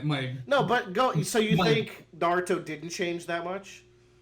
No, I think Naruto and One Piece both changed a lot. I think when they were, like Bradley was saying, when they're kids or when they're younger, everything feels a lot more free-flowing. And I was thinking about this the other day, and just like, I feel like the anime and One Piece, when they're before the time skip, you have like a lot more what feels like intimate moments between the Straw Hats when there's less of them. Yeah. And I don't know. I just see like a clip collage of Chopper and Zoro hanging out a shit ton, and they're just doing random shit. Or like I don't know. I just feel like they all have much smaller moments that they get to share. And yes, there is filler that grants a lot to that. I tried to skip as much of it as possible, but I guess pre-time skip Naruto feels more like early on Boruto. Where it's more carefree. What I will say, you're right, because like at Sambodi, One Piece gets way more plot oriented, and it keeps that energy till today, right? Before that, it was like adventure. But that structure of plot, that structure of go to island, beat up the bad guy, save everyone, be the warrior of the sun, has been the thing since the start. You know, Bleach is like, we're gonna start with this ninja system and ninja classes and missions and graduations, and then around Rescue Sasuke arc, it just like every arc is like a different kind of conflict. So I feel like it changes a lot from those first bits. So, while One Piece has stayed like the island to island vibe, except for like the Marineford stretch. it actually doesn't happen at the Sasuke arc. It happens at the Chunin exams. At the end of it, that is where the climax of shit hits the fan with Naruto when he has to fight Gaara. Yeah, you're right. But it's still like it was still like an arc that started with like that initial structure and then exploded into a bigger conflict. Like, do they ever go back and do like they never do like a Land of Waves style mission again, unless like They do it in Boruto. Is rescuing Gaara in the time skip count as like a mission? Like, is that like a mission that they took? I don't remember anymore. Yeah. And they also do a mission where they have to where they go with Sai the first time. They have to scout out Sasuke where they think which were. That's so minor. So they do. It's a mission. Yeah. No, but the Land of Waves is so. Akatsuki. Yes. The first two fights with the Akatsuki, the Invincible guy and the Puppet guy, the hair guy, and the Immortal guy, all those are missions that they're doing. They just all there's no teams, there's no outside teams anymore. It's all about Naruto now. Well, they bring in the outside teams and they become main characters for that arc. Well, in the I think what stands out in the Land of Wave is how much time they spend on that grandpa and his little grandson and and how much they spend on Zabuza and Haku and all that kind of stuff. I guess cultural things. Anyways, I'm misremembering some stuff, so maybe it doesn't change as much as I do miss shit like that. But that made me remember the best scene in Naruto, at least for me, because it's around the time where I stopped reading, when fucking Shikamaru traps the guy in a hole. Oh yeah, and it's just and he says, "This is your grave." Land. Yeah, this is my family's land. No one's ever coming out here to see you. You shouldn't have killed my sensei. Bye, and fucking blows his ass up. Shikamaru is definitely top 3. He's so good. It feels good. Naruto's fun to talk about. And then, Tyler, you talked about Blue Lock. You finished the season. I almost have as well. I'm 1 episode away. Ooh, man, how does it feel knowing that there's a contender, not for me personally, but for the general sports anime spectrum that might try to knock down Haikyuu? No. Blue Lock? Willer. No. There is a definitive more popular sport in the world, and it is football. Yes, but Haikyuu is one of the greatest stories ever told. Tyler, just go check the sales. Haikyuu has always been one of the best-selling manga. It's more popular than Blue Lock. Yeah, okay. People love. Anyway, the kids yearn for the Willer Haikyuu. subjected me to the dub version, which is cringe as fuck.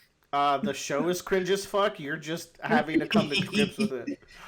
Oh, it's so fun. No, there's a clip in the dub version that made me love the main character, where he tricks the number one in the Blue Log, the number 1 seeded person, and he goes, "Got him," and I'm like, yeah. He does go, "Got him."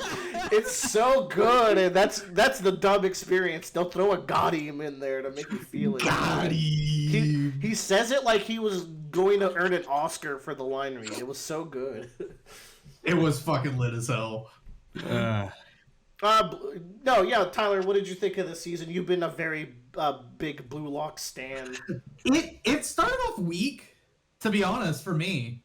I was we sat down and watched it together, and you were like, "Yo, this is kind of exciting." I was like, "All right, I'm into it," but I wasn't hyped about it. And me neither. now at the end, I was at the same level. I was like, "Yeah, let's watch some more. I'm into it. Relax." And at the end of it, I was like, "Oh my god, it's Blue Lock week, man!" Barreau is a fucking great character. I just like we talked about, because there's on the field personalities and off the field personalities. Yeah, that dynamic. Explain that to the two who haven't watched Blue Lock. So we have this guy. His name is Barreau, and he's the entire concept of Blue Lock is to make make the best Japanese striker in the world.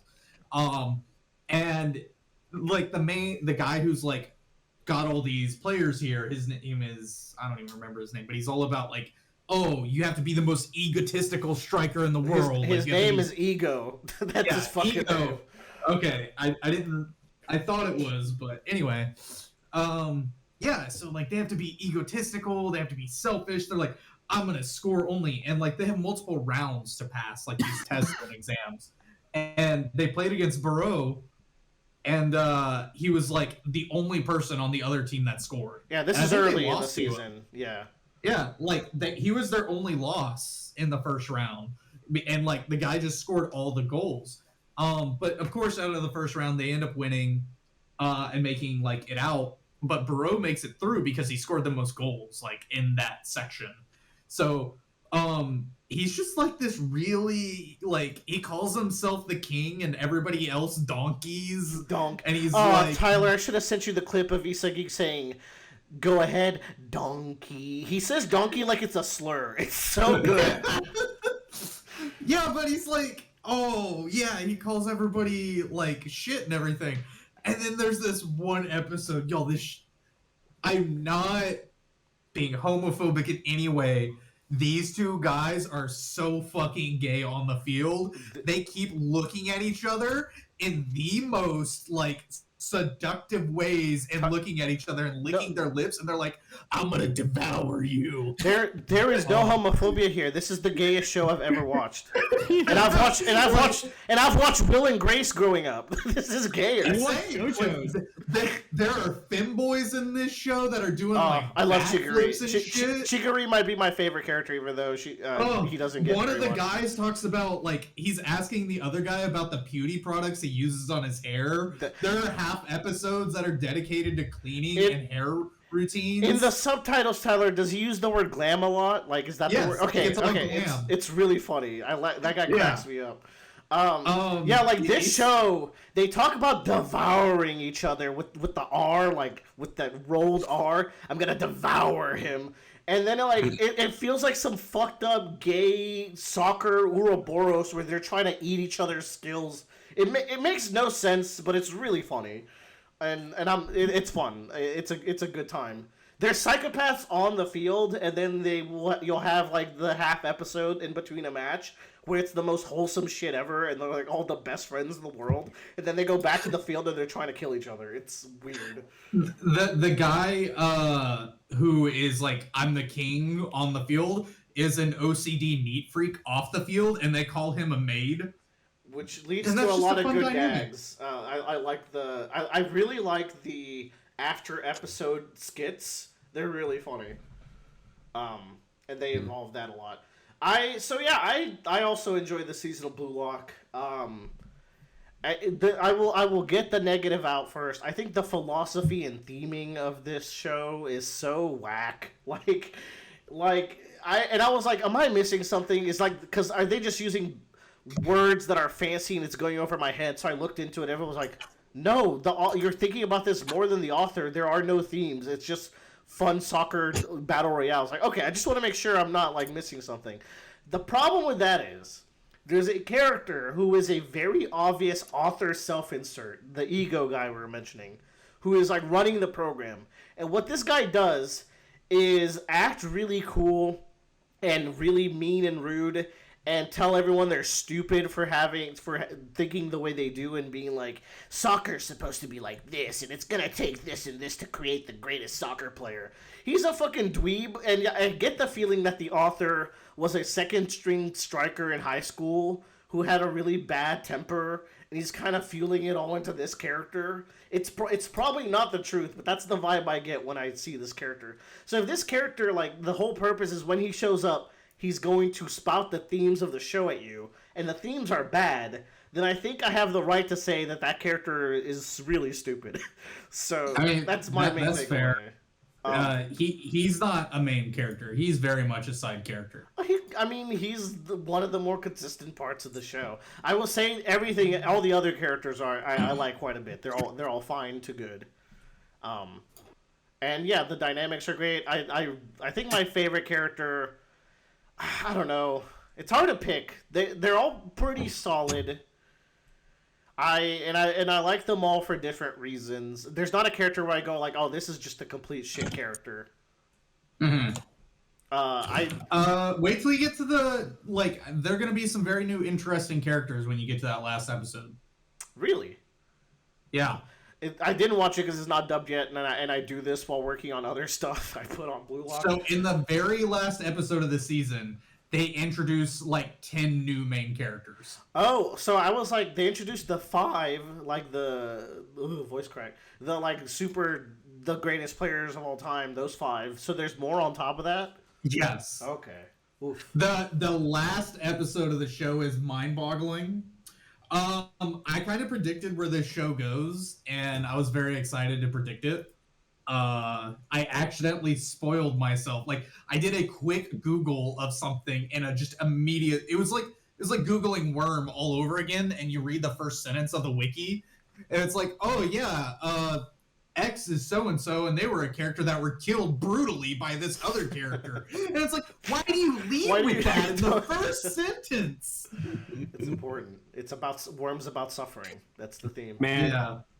I kind of want to know, but I guess I'm so close to finding out anyways. My prediction has always been that there's 2 to 3 consecutive Blue Locks running at the same time, and that those different Blue Lock programs will fight each other. But I don't know. I don't think Japan has that many God-tier strikers to create multiple programs. I will say, Willer, you are wrong. Cool. I like being wrong. The show is not going where you have predicted. Dope. I will find out. And that makes it fun. Soon. All right, that's the anime block. Wait. I have a surprise one that I forgot to talk about. You and your surprises. Dan Machi Season 4 Part 2 came out earlier this year. That is It Wrong to Try and Pick Up Girls in a Dungeon Season 4 Part 2. This entire part streamed without me having any idea. I had no clue. It'd be like and like it all finished, and I was like, oh shit, I have an entire season of anime to watch. This is great. Is It Wrong to Try and Pick Up Girls in a Dungeon still stands as probably one of my favorite animes that's still going on. Tyler, as I had to remake, by the way, our anime list, because if you don't mess with the tier list for long enough, it gets replaced. So I spent like an hour remaking it the other day, so we could then fuck with it. And I was noting where you let that slide last time, and I was like, we'll see if Tyler lets this happen again. I'm excited to hear that. I think I've had 2 seasons since then. Yeah, it's probably gotten better. Dude, it was crazy. It's really weird to have an anime jump in, be nonstop action and hardly any flashbacks. This show just keeps rolling. Like, if you don't keep up, you forget about it. Because they don't flash back a lot. It was fun. It was very action packed. A little cheesy at some points. Obviously, the main character never dies. Nobody dies. No. Except for the people who do die. Like those are the people who die. Yeah, that's different. Yeah. This season was y'all know it's all about like based around No.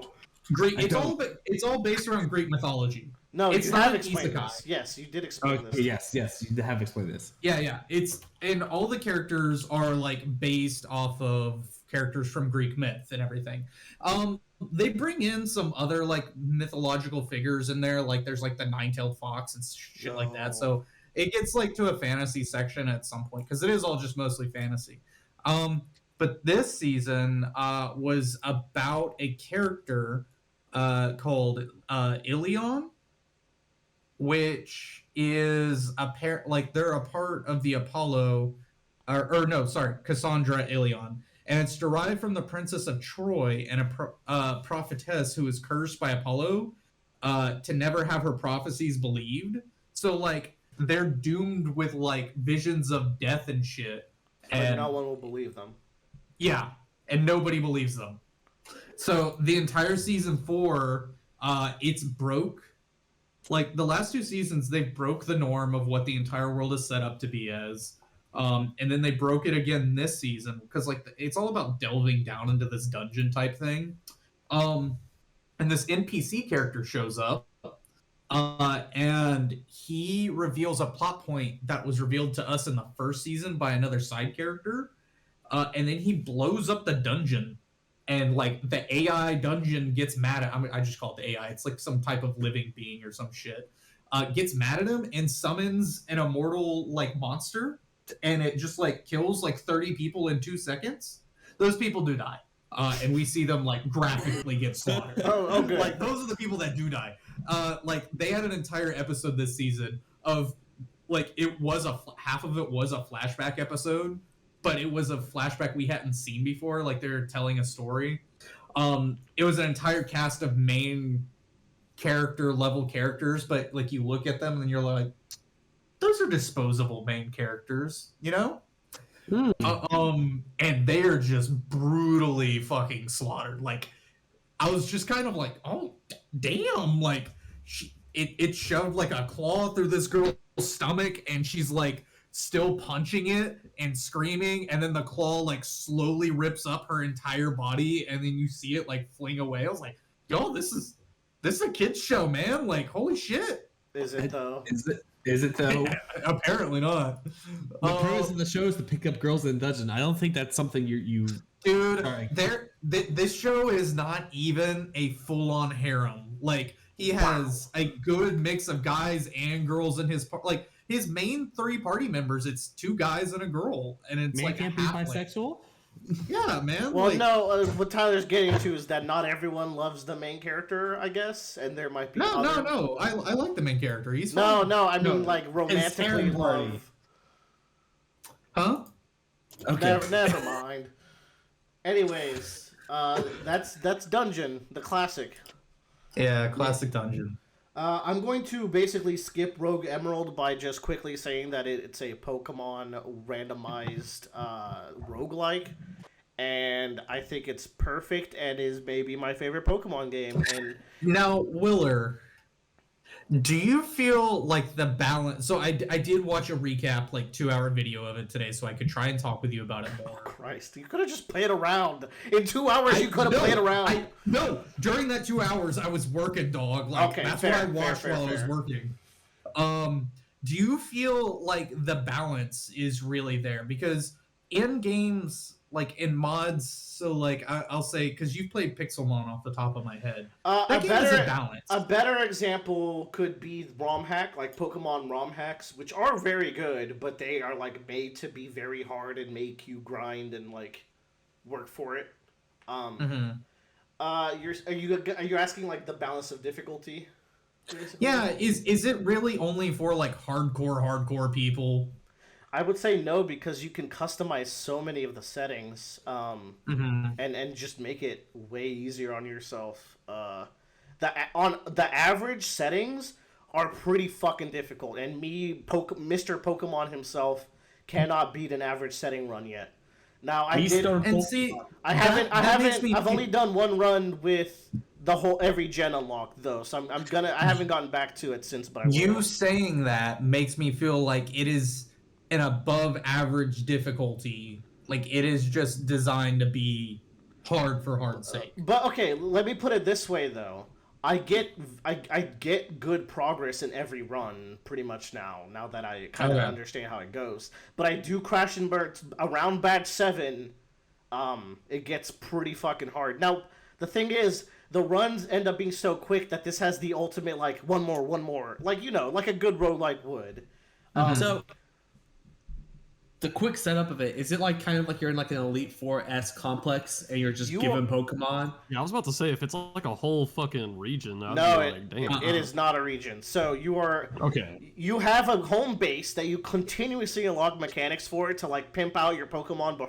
Like you can do a lot and bring in a lot of resources if you want to toggle in those settings to the battle before it even starts. And like your Pokemon will start at level 5, but like you get to pick your starter out of anything you've ever caught if you go to the Safari Zone. You get to bring in any items you want if you turn off that setting that wipes them every time you go in. Again, multiple layers of difficulty, but once you're in, you're put into like this little Mario World looking route where like they would use assets like the trees and the rocks to represent a mini route. So you can go into a route and it'll say, this is a calm, spooky route, which I think is supposed to tell you that, like, there's going to be some psychic and ghost type Pokemon in there. So you go into the calm, spooky route. You now go into one of the preset routes that they create. They're like little mini routes that you run through. And you pick up any items and Pokemon and trainer battles that you want. And you might want to do those trainer battles for money, because some of those Mario World pit stops are shops, some of those are full heals, some of those are legendary battles, some of those are strong trainers where you get to take one of their Pokemon if you beat them. So, like, basically, Slay the Spire. You know how Slay the Spire has that branching tree, and you kind of choose what kind, or what's One Step from Eden, like where you're kind of like choosing a path. That's basically it. The paths are little routes, and then at the end of each one, there's a gym battle, and then you do that 8 times, and then you have to go league member after league member, in like a. But it goes by really fast. The routes are super quick. So one thing that wasn't really clear to me is in the gym battles in the Elite Four, is it a gym leader from any point in the game or a region? So originally, it's only the Hoenn leaders, and then once you unlock the secret things, which you can unlock at any point, but if you beat a run, the lady will come tell you how to unlock it. Otherwise, you can just know and do it. You can turn on leaders from up to Kanto right now, and I have no doubt that in a couple of patches it's going to be up to Gen 8 and then maybe even Gen 9. You can also turn on like any gen if you don't want to play with all of them. I just want to play with like Gen 4. You can do that. Mm-hmm. The settings are crazy. So yeah, it's probably my favorite Pokemon game. It's not even a real game, so it's really fucking fun. Pretty much everything I could ask for out of it. Joe, you've been playing. Actually, you've played it multiple times now, I think. Resident Evil 4. Yeah. So before we get into this, the remake. We should. Like Resident Evil 4 is like it's a weird kind of thing, because to me this was always the moment where like the snake eats its own tail when I was thinking of Capcom and its remakes, right? Because they're going back to like reinvent the previous games to be more like this game. This is like that's a huge focal point in gaming. That is such a good way to put it. Yeah. Because it's like this is such a focal point in gaming of like every third-person shooter game is born from this game, basically. There are even like games like this game, if it didn't exist, like we wouldn't have Dead Space, we wouldn't have the God of War remakes, we wouldn't have Devil May Cry. Like this game is such a historical like. Yeah, no, this game created video gaming, and that's just what it is. It's like one of the biggest modern video games ever created in the world. Resident Evil 4 also, and so I never played the original because I was too young when it came out. Me neither. But I got to watch my cousin do it. I've always been told it's the Holy Grail, so I haven't even really watched it for the day that I might play it. Yeah, but so like I never got to play it as a kid, and I never like. But I also like Resident Evil 4 from watching it was just like all the stuff that I don't like about Resident Evil, because it was just like a flimsy plot. It had the fucking big stupid lab at the end that doesn't make any goddamn sense. But I love the lab. Gets a lip. I know you love the lab. It gets too hectic. It does all this shit that I kind of hark on Resident Evil as like why I don't like it. So I think it had a lot of like negativity towards me of like, because not only did this kind of like make Resident Evil what it is today, it also kind of set up 5 and 6 for its failures down the line with its bullshit that it kind of implemented. So I didn't have a lot of fondness for Resident Evil 4. That being said, I think this might be the best game I've ever played this year. I thought you were gonna say the best game you've ever played ever. My jaw was about to hit the floor. Yeah. Okay, we got a contender, boys. We got a contender. And I think it might break into my top 10. Ooh, hot damn! This game, like I went like I'm so upset with myself because I wanted to finish this game as quickly so I could talk about it in full on the podcast, and I was like, all right, I want to run through it, rush through it. You were gonna do that anyways. Yeah, but I was really trying hard to like I just want to beat the game, and I kind of wish I didn't. I wish I took more time with it, and I'm doing that now in my professional gameplay run, which is New Game Plus.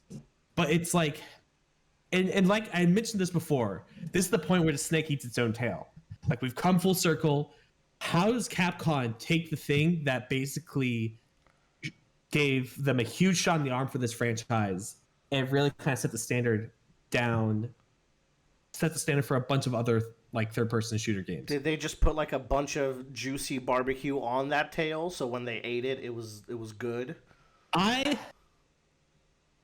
wouldn't even say barbecue. I think they saw how their tail was cooked before and realized how much like the small bits that they charcoaled, that they burnt, and they just kind of like, you know, fucked up a little bit. It was still a good tail, but like there's just some parts that could have been cooked better. Where it feels like now they've come back around, they know what they're doing, and it's a really good tail to eat. This analogy is ridiculous. It's gotten off the rails. Much it like makes Resident more. Evil It makes less sense than the Resident Evil plot, which is saying a lot. Yeah. But like, guys, like I don't really like recommend games a lot because I tend to play like the most obtuse games. You do not. This is rare. I highly recommend this game 100%. I think all three of you would enjoy this to some extent. It's the best shooter game I've ever played, probably third person wise. I think like the animations and it just all looks good, and the AI for the minions is also great and horrifying at the same time. I did hear that the AI is kind of crazy in this. I want you to know how to like. All right, so there's the village opening segment of the game, which is like a classic kind of like you have to run around and survive. So you're going to the village and you fought a few enemies before, and you kind of like learn like, oh, they'll run up to you. Some of them will throw their weapon at you. These motherfuckers coordinate. Like they will put people in the front and they'll grunt. The people in the front will duck, and the people behind them will throw weapons at you. Yo, like a fucking militia. Oh, that's fun. And you're just like, and you're like, oh fuck, and you have to parry the weapon, or you have to shoot it out of the air, or duck, and you're just like, oh my god, like they are actively like ganging up on you, and there's some thought gone to these enemies, and it's weird because like I played Dead Space earlier this year, which is a really weird thing, is that the game that was directly inspired from this game came out a month earlier, and I think really like upped what this game could be from its predecessor, and then now the game that inspired it came out again. I think this game is a way better version of that game somehow. It's a weird. You're saying like A inspired B, and then B remake came out before A remake, but A remake still somehow surpassed it. Okay. And I would say that B is better. B original is better than A original. Sure. Basically. Okay. It just keeps getting better. In 10 years, the double prime remakes will be crazy for them. Yeah, but it's so fun, and like like in that game, like Dead Space has like a variety of enemies, but I always felt like I was scavenging to use my weapons, which is a good feeling because that's how a survival horror should be. Whereas in this game, I feel like I'm constantly thinking about like I need to save my shotgun ammo for the shield enemies because that's going to make them a lot easier to deal with at the same time. Rather than try to pluck them down with my pistol, I'll keep the pistol and I'll use the pistols just for the goons. But I can't use all the shotguns and the shields because if a fucking Plagas parasite comes out, that's my only way to deal with it quickly if I don't have a flashbang grenade. I'm just going into situations like with so much more thought, and like the game does a good job of giving you ammo, but not so much you feel safe with that ammo, but enough that you can go into this horde of zombies. But when you miss a shot, you still feel like God, I wish I didn't miss that bullet. But they've done such a great balance of like giving you tools, giving you enemies to fight, and I just every single segment, like it's like a blockbuster movie. Like, how do I go on to the next segment that's not exactly the same as the other one? And they just somehow do it. There's just some scenario or situation that always changes the way you have to approach the enemies that you're fighting. And I think they've done like a great job. They were really good with that in 8 too. Yeah, they've and RE2 remake, so they've kind of been on fire. You played on hard, right? I did. I played on hardcore the first time around. And that went well?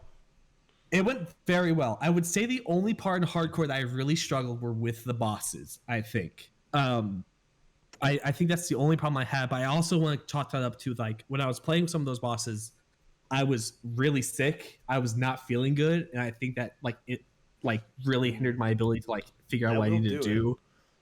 And so like I posted like I was on a boss for 2 hours because it shows you how long it takes for each chapter. And so I think that's kind of partially why that gave me a lot of frustration. But like, I finished the game. I was like, all right, I'm done with it. I'm going to move on. And I sat there. I was like, I just want to play Resident Evil 4 again. And I realized there's a segment in Resident Evil 4 where like you have to go into this village that's like suspended over like a ravine, basically. And you have to get this key and get out. And I realized that like they just throw infinite enemies at you just to kind of like put pressure on you. And I was just gladly failing at the task because I just wanted to see how long it could last within that one village with what the supplies I had. I mean that's great. That's what it's all about right there. And it wasn't like an active thing that I was doing. It was a subconscious thing where like I was just having a great time climbing on top of buildings and shooting people as they were coming after me. Like like I realized it finally when I was just like, I've been doing this for a long time. I should probably stop. Beat this section. And it's just such a weird moment, like to have that one feeling of like I'm having really fun with the game, and not because I'm progressing, but just because I'm just really enjoying what I'm doing right now. I heard that there is a shooting gallery section that, and I quote, is like deep enough to be its own video game, and I'm like, whoa, what does that mean? It is. It's like I found the gallery halfway through the game, and because there's like it shows up in the shop as like an elevator you can go into, and it's just there. They don't tell you it's there. You just have to go into it. And I thought it was like you shouldn't even have told me that then. Yeah. And so doing that gallery, I literally sat there, and it just gives you enough of like it's that like fighting game kind of like curve of like I can do this and get better at shooting and managing my guns and selecting how I want to like go into a situation. It's so fun. Like that shooting gallery is a lot of fun. Like I easily spent like an hour just there, like in play sessions, just trying to like get the highest score. It's kind of remarkable in that way. It's also very pirate themed, so that's all Willer. Willer content. Yeah, it's just so like. In addition, I think the story is still kind of fucking crazy, but I think they did a really good job of bringing it a little bit down to earth, connecting all the dots better together, and giving just like kind of better motivations for everyone, but keeping that kind of like B-movie charm. Like Leon has some baller one-liners. He makes me laugh every single fucking time he talks. It's so good. Good. I'm glad that energy is there, because from what I understand, that is everyone's favorite thing about the character. Yeah, and I think that's one of those. And that thing I think is like more of like a cult re-looking at the game and kind of cherishing it, because it's significantly less than Resident Evil 4. Because I've been looking at like various different like sections back to back just to see the differences. They definitely toned down the campiness, but they never lost the spirit of it, and I think that's a great like middle ground to reach. But yeah, like it's like this game is like an easy like high recommend, I think, across the board. I know Willer's like, I'll wait till it goes down on sale. I totally get that, but like if anyone bought for full price, I don't think you'd be disappointed. And the other thing too is the game like has built in like speed running tech. Like the developers like, we want you to run this fast. Here's how you can do it, and you can learn how to do it. And I think that's really, really cool. I already know how I'm going to skip the opening sequence and not have to deal with it. So yeah, if you can hit it, it's a real hard shot. Okay, good. Because I was like, man, if I get frustrated, I know I'm just gonna do it.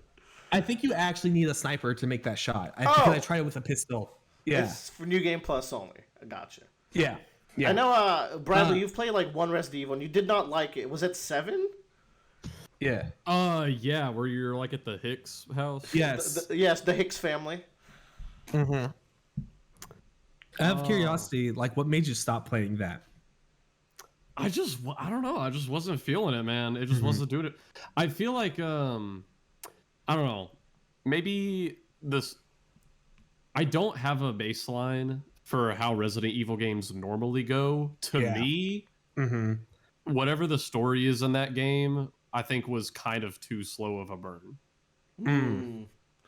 That he might be onto something, because this was kind of like a return to form story, and then it's like, but it's the way it goes. It's super different. It plays it's almost like an Outlast, or like a not an Amnesia, but yeah, closer to like a weird like other horror games, and then it becomes Resident Evil near the end. You're like, oh, okay, we're back. I got you.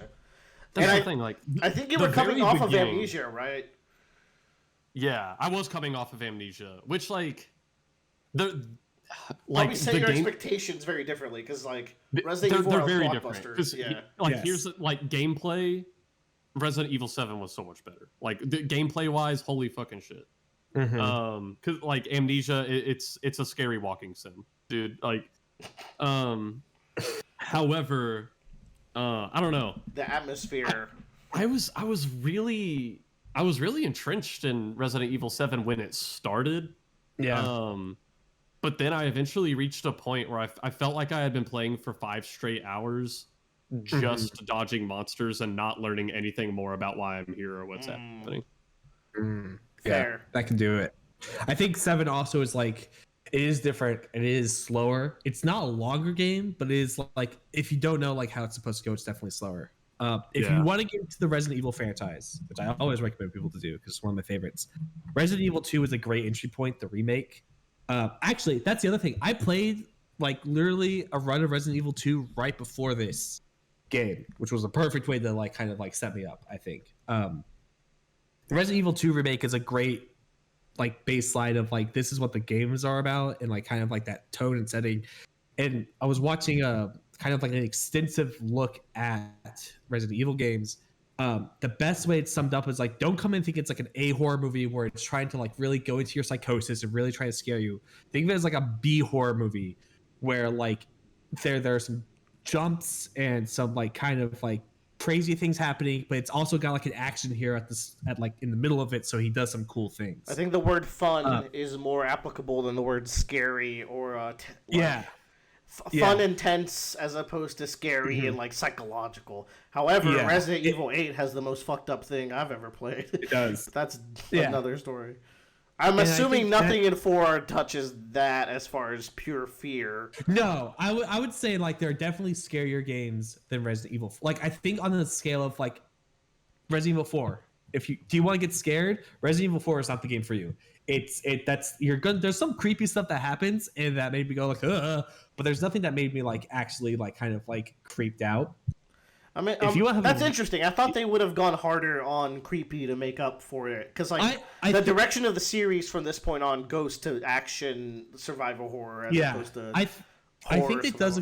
There are certain moments that like definitely bring back that kind of horror element to it. There's an enemy you face near the end of the game that like you're reading about him and they're building up. It's like okay, and I turn a corner and it shows up, and I literally in my apartment went, "What the fuck is that?" Like out loud by myself, and I was and like I was like I have no idea how to deal with this thing, and it was doing some fucking Monkey D. Luffy shit, and I was not having a good time. So yeah. But I think they also like get that tone a little bit when they want to, where it's like, hey, we're gonna make this kind of scary and terrifying, just a little bit, but not too long. Like that's the thing. Capcom has in the back pocket of like, we could scare you if we want to, but we really want you to be shooting like evil people and dudes. That's definitely what they proved, and I'm like, okay. Yeah. With great power comes great responsibility. I get it.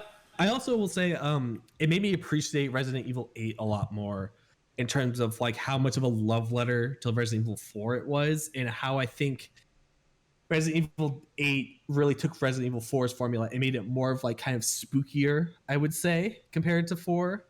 But 4 is a game, man. It's fun. Like, holy shit. I have so much goddamn fun. Tyler, have you ever played a Resident Evil? Yeah. Which one? 4. Oh. That makes sense. There you go. That's the one. There you go. Did you like it? Yeah, I played it on the original GameCube. Yeah.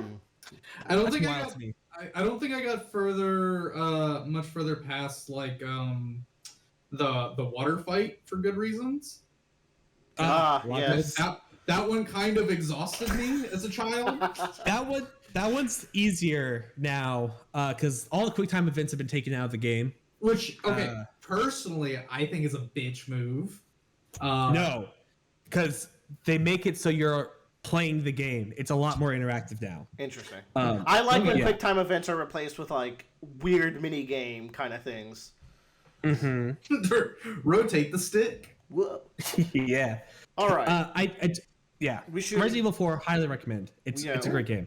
Now I'm put in a tough position where it's like, if I don't see it on sale by the end of the year, then I don't get to fact check Joe on whether or not it's that good. So I might have to bite the bullet sooner. Wait, have you never played Resident Evil 4, Willer? No, I just said I've never played it or watched it because I heard it was like the peak. What?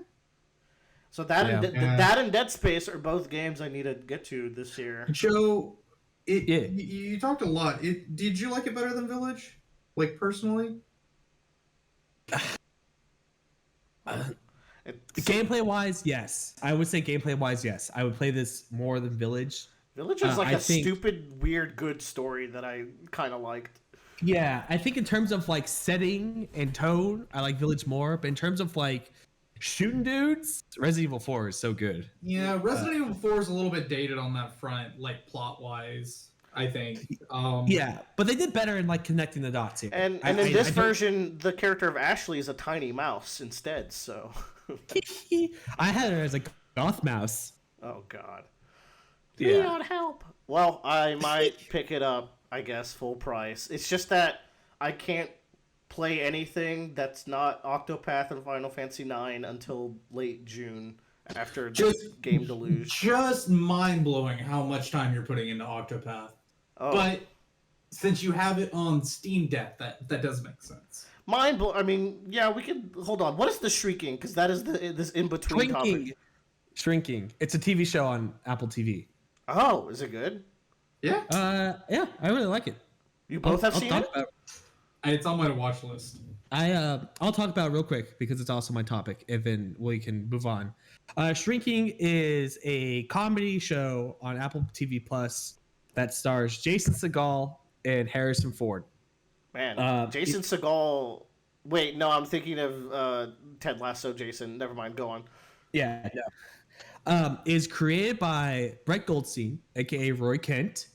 And Bill Lawrence, a.k.a. the guy that created Scrubs.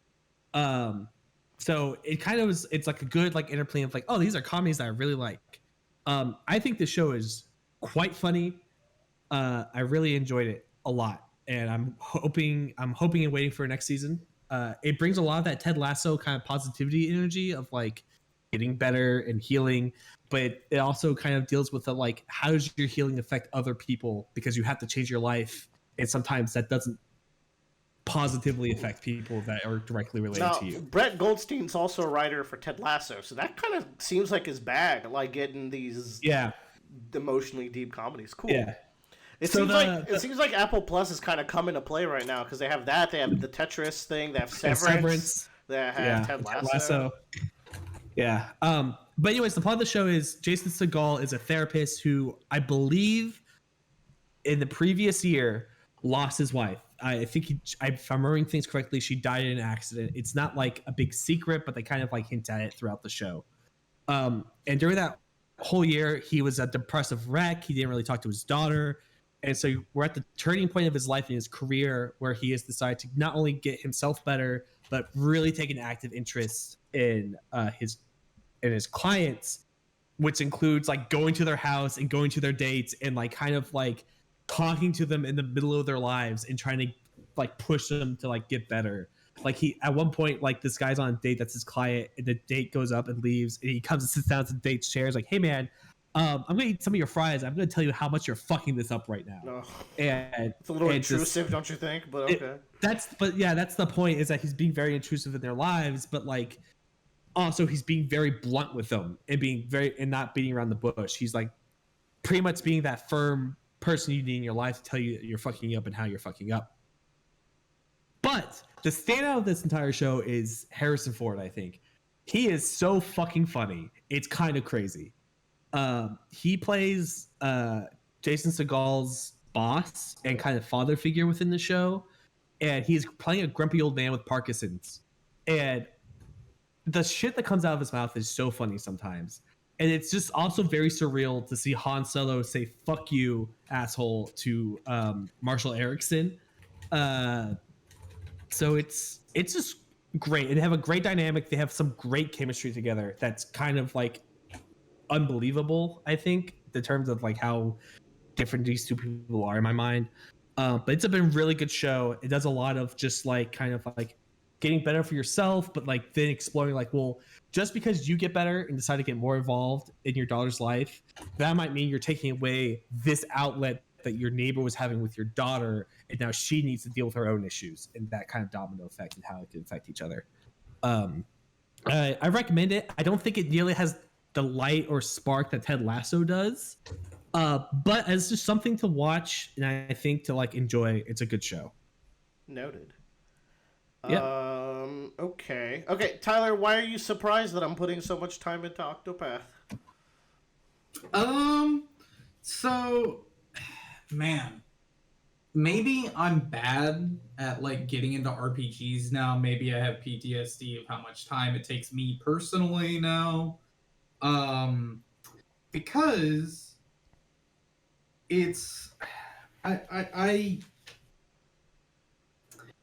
I don't know, man. I played the first one and I saw the classes were the exact same like setup in Octopath 2. Yeah, I was not gonna pick up this game because of the same thing. I thought that was really like as soon as I saw the first trailer and saw that, I was checked out as well.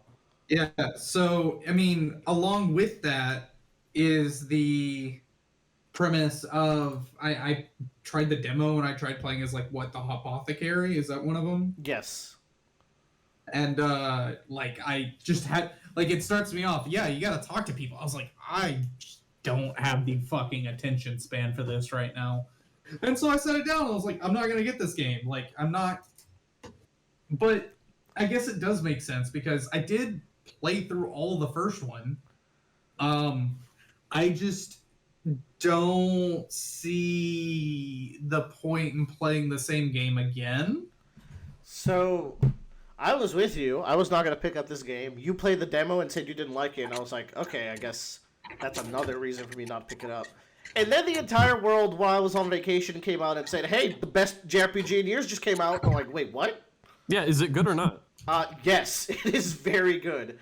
Pass. Really? However, it has a lot of the same problems as Octopath 1. It just does the good things of Octopath 1 incredibly better. So it's but does it do the necessary thing I need it to do? Now, what is that, Bradley? Say it. I need the character. I need Octopath to be Octopath and have the characters interact with each other. The answer is a resounding sort of. All right. So here's the thing. In the first game, the answer was also kind of, sort of. It's a better sort of this time. First of all, I will say, I think all of us got about halfway through Octopath 1. And then Tyler, let me finish. And then Tyler, I believe, beat the super boss, in fact.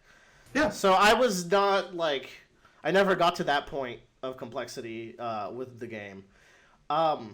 This game and this is like, drop the fucking gimmick, it's not worth it. It's got the go pick up your party members any order you want, and then they're all going on their individual trips. However, why I say that this is better now, but in the first game, they would interact with each other if you press the plus button or start button or whatever, depending on like whatever happened in the previous scene. That's like the bare minimum and not what we wanted, clearly. What this game has instead is specific chapters. Fuck off, Joe. Get out of the podcast. No, stay, please. It has specific chapters where it's like, this chapter is a chapter about A and B's dynamic and a little storyline that's going to highlight it. That's nice. Those are the best parts of the game. They're the moments where I sit up in my chair and stop speeding through the text because... How fucked up is that? How fucked up is that? It's what we need. No. How fucked up is it that the best parts of the game in the story are the side parts? Here's the thing. I don't know what the end game of this game is, Tyler. It might culminate again, and these might be important in some way. I don't think they will be. You know what? But I'm on vacation next week. I'll play it. That'll be my airport. What I did, the smartest thing I did, is I said to myself, I'm not gonna buy the demo. I'm going to buy the whole fucking thing so it stands there and stares me and forces me to play it. Because their stupid get all party member system sucks. It does. But after that 10-hour mark, after I got everyone, this game sunk its claws into me, and I am vibing so hard every night. The story gets good after everybody's chapter 2. Some of the chapter 2s are good. Here's my problem with this studio. I've asked around. This seems like a me thing, but it might be a you thing too. I think this studio is incredibly bad, like F tier bad at writing. I don't trust this studio. No, they're F tier bad at writing antagonists, and it clicked with me as I'm going through it. Oh. The antagonists are the dullest, most predictable, most waste of time text pieces of shit, sneering at you like early One Piece antagonists, but without cool designs and like Luffy getting to punch them. They're like just wasting your goddamn time. Ugh. Damn. So my favorite chapters are actually the ones where the final boss is some random monster in the middle of the woods because like the monster doesn't talk to you. It's like a story about the characters and then you go fight a fucking monster. I love random monster in the middle of the woods. They're so good! Son, Random that is the top fucking tier right there, baby. Which is, so like, I have a tier list of the character stories. The tier list is made to go from S to D. I've expanded it from S to F. The S tier is not used. That's what we're doing here. And I'm like, as each chapter goes, I like move the character a tier or two, or like up or down depending on how the chapter went. One of the most intriguing storylines, I don't know if this character is in 2. There's a hunter girl. Yeah. She speaks animal. She speaks Oonga Boonga. Yeah, she's in 2. Best plot. How do you know about that? It's not. She's actually the one. Actually, she's not the one in F, but she's. Every time I play her, I'm like, today's the fucking day, bitch. I'm moving you to F. Best plot, Willer. That's what happens in the first one. You don't have to talk to humans. No, but she does. She has to talk to the guardians of the animals. But actually, like I said, the antagonists are bad. The other characters are fucking fine. So when she's talking to the guardians of these animals, I'm with it. They're normal human beings. I love how you just go, wait, how did you know that? I'm like, it's the same thing in the first game. No, but the classes themselves are so much more fleshed out this time. So I started with the samurai. I do recommend this because the very first thing you do is do 3 text boxed and then like 2 fights back to back. I think I'm gonna do that. But keep this in mind, your starter character can't leave the party. I think this is a good thing. Because the samurai is the warrior class, so by default he has like a variety of weapons, and his skill is to pick up new abilities from townsfolk, so you can kit him out with 5 bonus abilities, so you can cover it for even more weaknesses. Because let's take a step back. Can we all agree that the gameplay of Octopath 1 was really good? Is that like a hot take here? Yeah, no, that's my thing.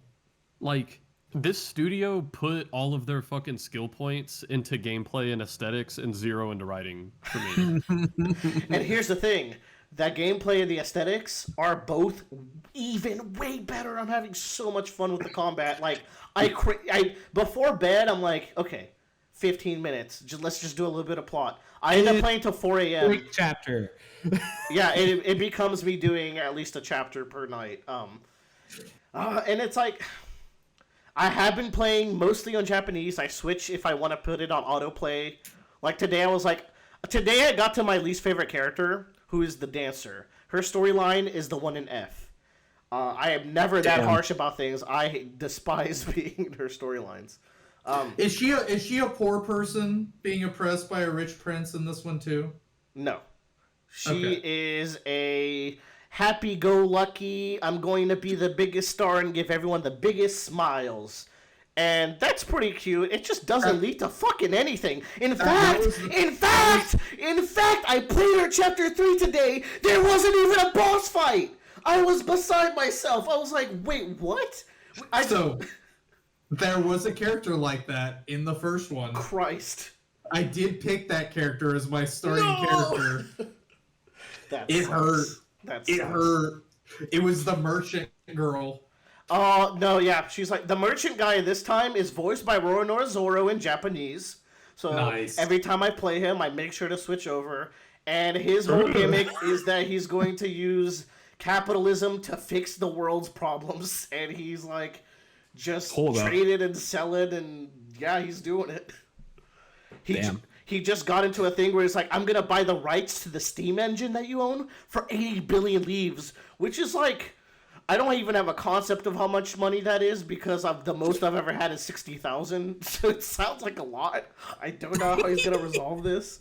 The warrior guy, though, has such a boring plotline because the villain is his brother, who, as soon as I heard the villain speak, is when it clicked to me that this studio just does not know how to make antagonists, where it's like, oh, brother, here we go. Like, I know exactly how this chapter is going to play out. The best story is actually the one that made Tyler stop playing, who is Casty. So the way I've structured my party to make sure I never have to grind is my main character is always there, and Casty's always there, and then my other two will always rotate. Casty's dope, and she's an amnesiac who comes from a weird country that like everyone hates because apparently like some weird plague shit happened there. She doesn't remember what's going on. And it's engaging. She's going around healing people, getting memories. And then, so yeah, like, the stories vary. There's one that's really interesting who's the scholar. He starts in prison, and you have to play 2 consecutive chapters of doing the setup for the breakout, and then the breakout itself. So sorry. The scholar I think is actually the main character in the first game. The scholar, it sounds like he's going to be probably the main character in this game too, from your setup. Maybe. I feel like Casty is could be. But it does feel like there is a main character, right? I don't know. Because you're not there yet? You're not there yet, then. Oh, what the fuck are you... Whoa, hey, slow down, buddy. I've only just now started getting to the chapter 3s, so I got a bit to go. Low-key, Willer, I'm going to tell you something. There's something I noticed in the first game because I only focus on world building. What are you... Oh. Are you telling me the world building is going somewhere? Oh, wait. There's another character that has a really cool story. Okay, I should share this one. He's a priest. The story starts as he's retelling the story of the 7 gods, and you get to play through their battle, and they're doing thousands of damage to each other, and you're like, whoa, that's crazy. That's cool. And it zooms out, and he's telling a play to the kids, and he, like, forgets the lines that he's supposed to say. It's very cute. He's the detective of the story. He's the inquisitor. So he's solving a murder mystery of the deacon that died in the city, and like he goes into like detective vision and like the Sherlock shit. Like, it's just kind of cool that dynamic is coming from the religious character, because he's an inquisitor. He takes you to the stakes or whatever. I don't know what they do here. They worship the fire. That's never a good thing. Every character has like really strong stories. Like the thief had a really strong start, and then the second, it was the first time an antagonist wasn't cheesy. But then the second chapter had the cheesy antagonist, so it's like, it's a little back and forth. But all that aside, the gameplay is so good. The classes are so good. The feel of battle is slaps. All right, Willer, I'm gonna start tonight. Just you twisted my arm. I mean, look. But here's the problem. You can't come back to me and complain after, because I told you the story's back and forth.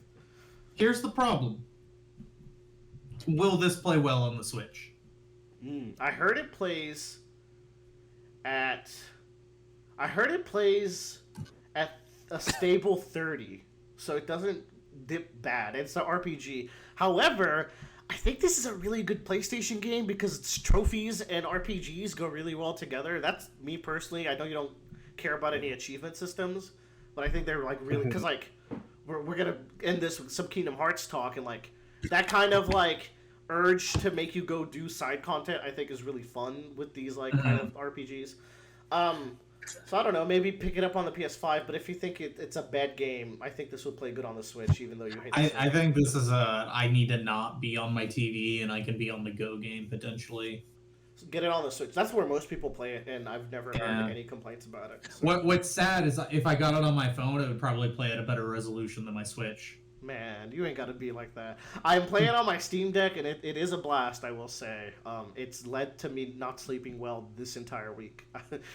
Because I just do side shit, and then it's like, okay, just a quick little Octopath, and it becomes what it becomes. So, anyways, I don't know. I like this game, even though it's got so many problems. Yeah. I like it way more than I thought, and I will get back to y'all in a future talk. Because this one, I'm not losing momentum. In fact, I'm gaining momentum. The more I get to play instead of do dialogue, the more hunger I get, and I'm like exploring cool dungeons now.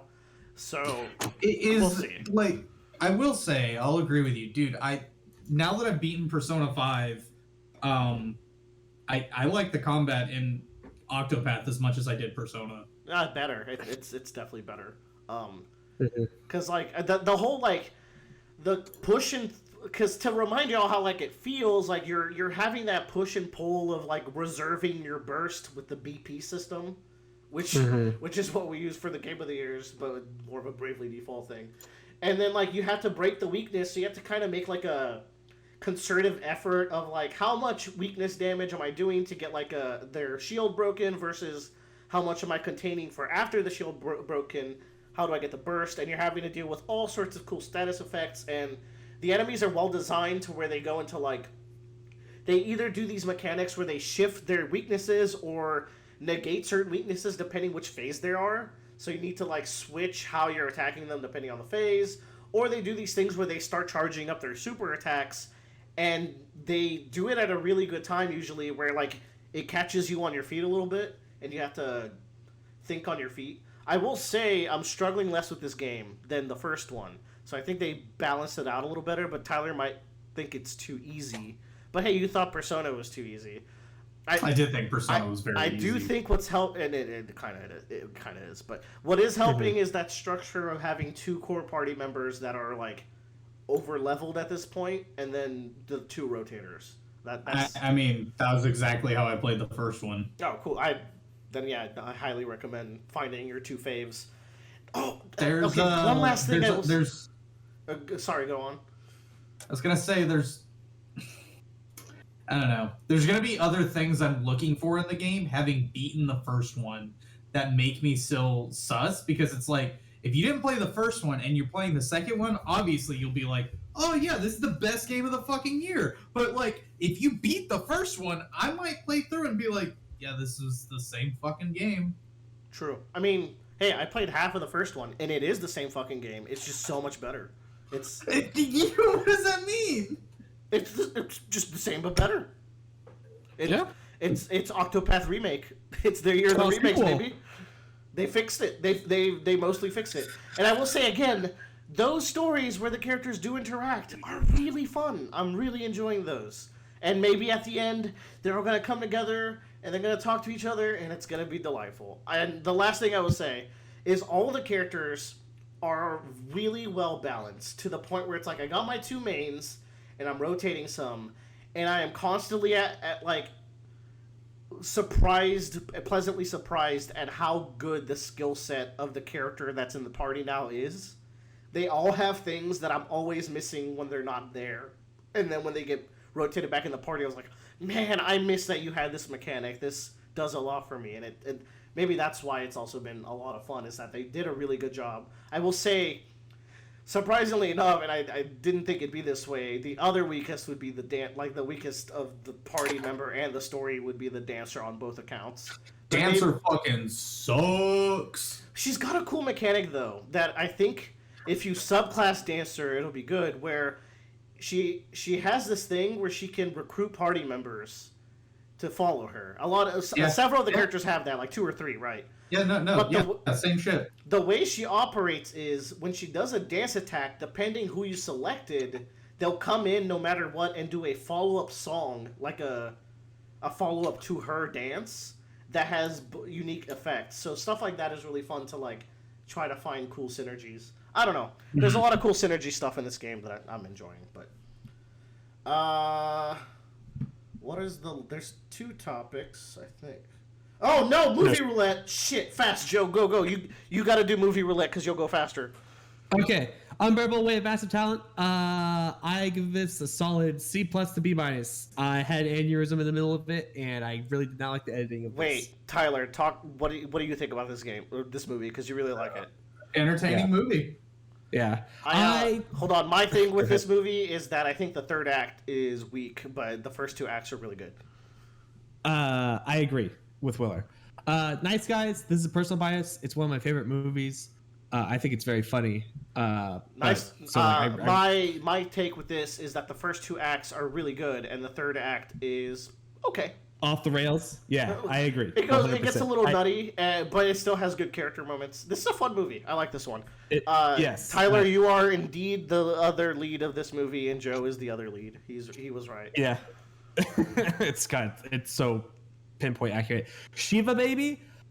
I will say that I did not enjoy this as much as the Nice Guys in terms of like enjoyability factor, but I do think this movie gets like a solid B+ to like A- rating for me. I think it does a really good like character stuff in a short amount of time. I think the camera work being very so close is so intentional that it's really cool. But I think that's kind of about it there. With Shiva baby, I'll quickly say the premise. It's like this girl has a sugar daddy for money as she's going through college. She's Jewish, so she goes to a Shiva, which I think is like a Jewish... It's a Jewish funeral that lasts a week. Okay. So she's going to a house to go, celebrate death or whatever, which just turns into a lot of, Jewish gossiping and community, like, I haven't seen you so long, you look so skinny kind of vibes. Yeah. And then the dude she was fucking at the beginning shows up at the Shiva. And what proceeds is a very uncomfortable hour or so of her navigating that situation. And it was great. It was really fun. A great character piece, like Joe said. The main actress is the girl in Bodies, who is like particularly stupid. Do you remember who? I blocked that movie out of my mind. Okay, sure. And then Joe, you were saying? Oh, I made a joke in the middle of the movie that made it sound like Willer. I made a joke in the middle of the movie, and Willer's response made it sound like I insulted his mother or something. Did you? I don't remember that. Yeah, it was when the two of them are in the bathroom, and he puts his hand on her head. And it said like, "Bless you, child." You're like, Joseph Lloyd. Oh yeah, the timing was not okay because it was a very tense scene. You know what? They get me. Yeah. At some point, our friend Trevor goes, "There's a baby involved in the Shiva baby movie. It's the child of the guy who she was sleeping with." So she finds out he was cheating on his wife. And Trevor goes, "Wait, what if the baby is hers?" And I'm like, "Oh my god, what if?" As if that is even remotely possible in reality for that to be a thing. And it took me like a couple seconds to realize how stupid I was, but that was fun. I have not seen Rocky 4. I watched Rocky 4. Remember years ago when I watched Rocky 1 through 3? And I was like, these movies are really fucking good. In fact, all of you should go watch Rocky 1 because it's one of the greatest movies. I'll say, like, you're a huge Rocky fan. So I watched 4. Do y'all know what the deal with Rocky 4 is? Because this one's a little infamous. He fights a robot on the moon. That's the Family Guy bit, but it's close. I think Khal Drogo kills Apollo Creed, and then they fight on the moon. Really close. There's a moon, okay? M. Bison shows up. No, so what happened, his rival Apollo gets killed. Apollo is the dad of Creed from the Creed movies, so I'm trying to watch those soon, because I hear they're really good, and I hear there's anime scenes in Creed 3, so...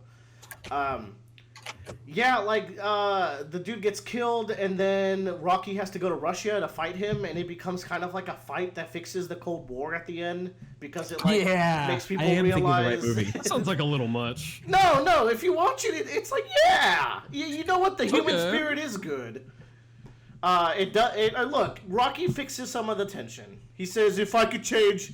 and you can change, everybody can change, and then it's solved. It's great. Rocky's fantastic. He's such a good character because he's so stupid, but like in a really charming, deliberate way.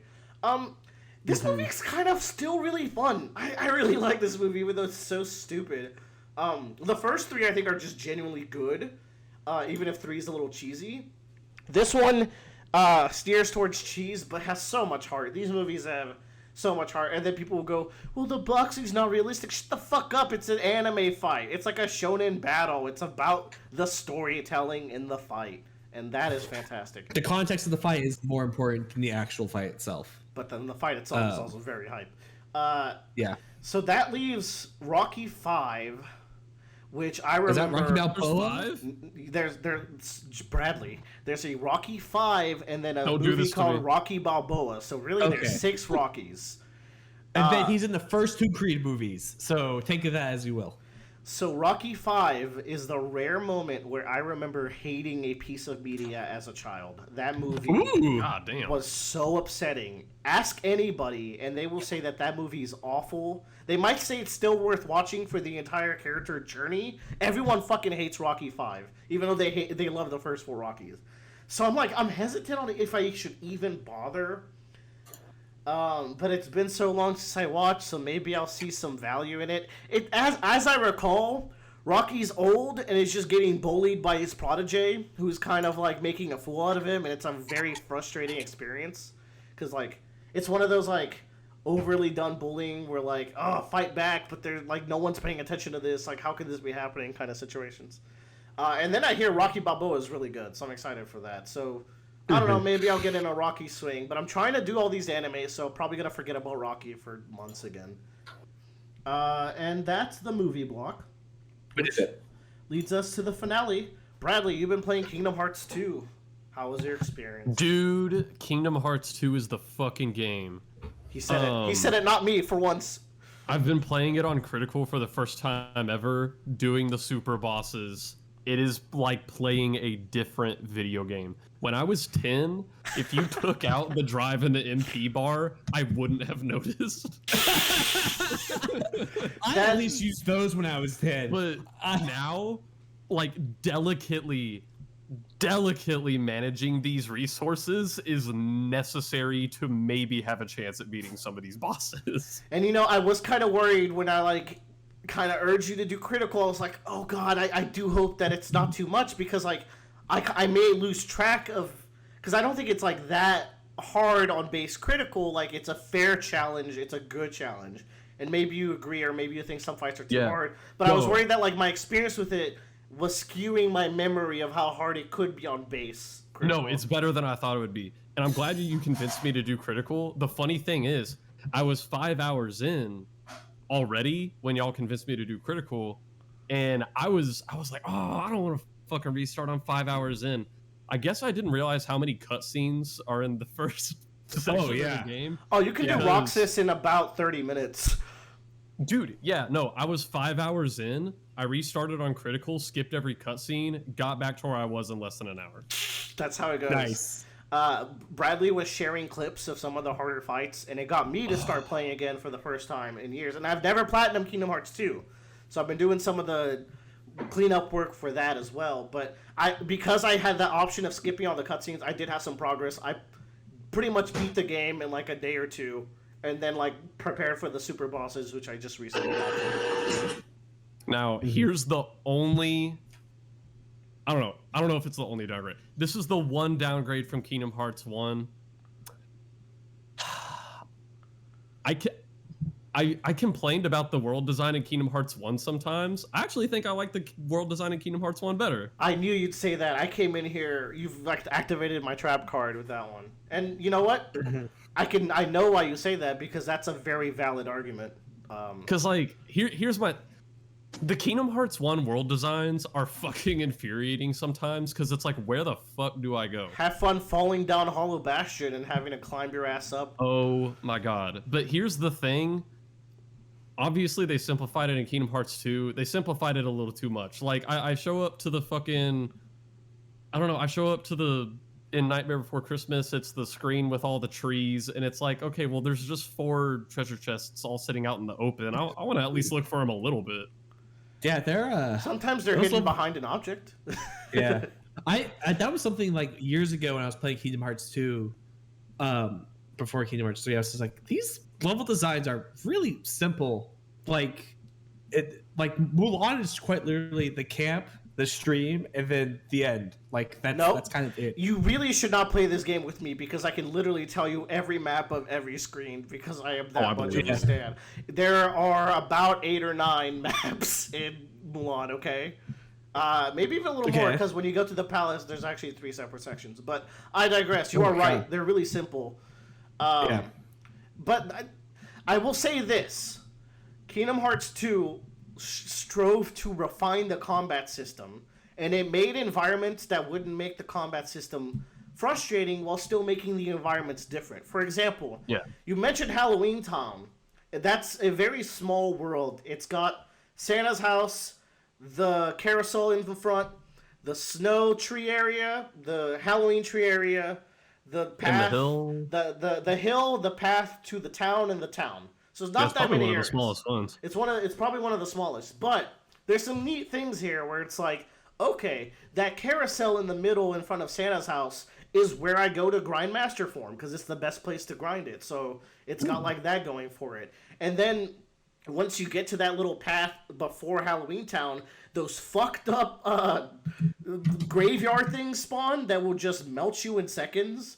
And then you go to like the little hill and you have to deal with the hill. So like, they basically made a bunch of like neat little battle arenas as opposed to platforming areas, which makes it less interesting. But I do think they will then go on to use the platforming in more interesting ways in the Cave of Remembrance and in combat itself. You have to do some of your mobility abilities that you would use for platforming get some play there. So I think you could I sort of even agree. But I think that there are positives to the simpler design too. Dude, that's the thing. The Cave of Remembrance, that was added in Final Mix, so I didn't remember it from when I was little. So I was fucking tripping whenever it got unlocked, and they unlock it way before realistically you're ready for it. And it's so smart because you're gonna get to it. You'll get past the first obstacle, which is Valor Form's high jump.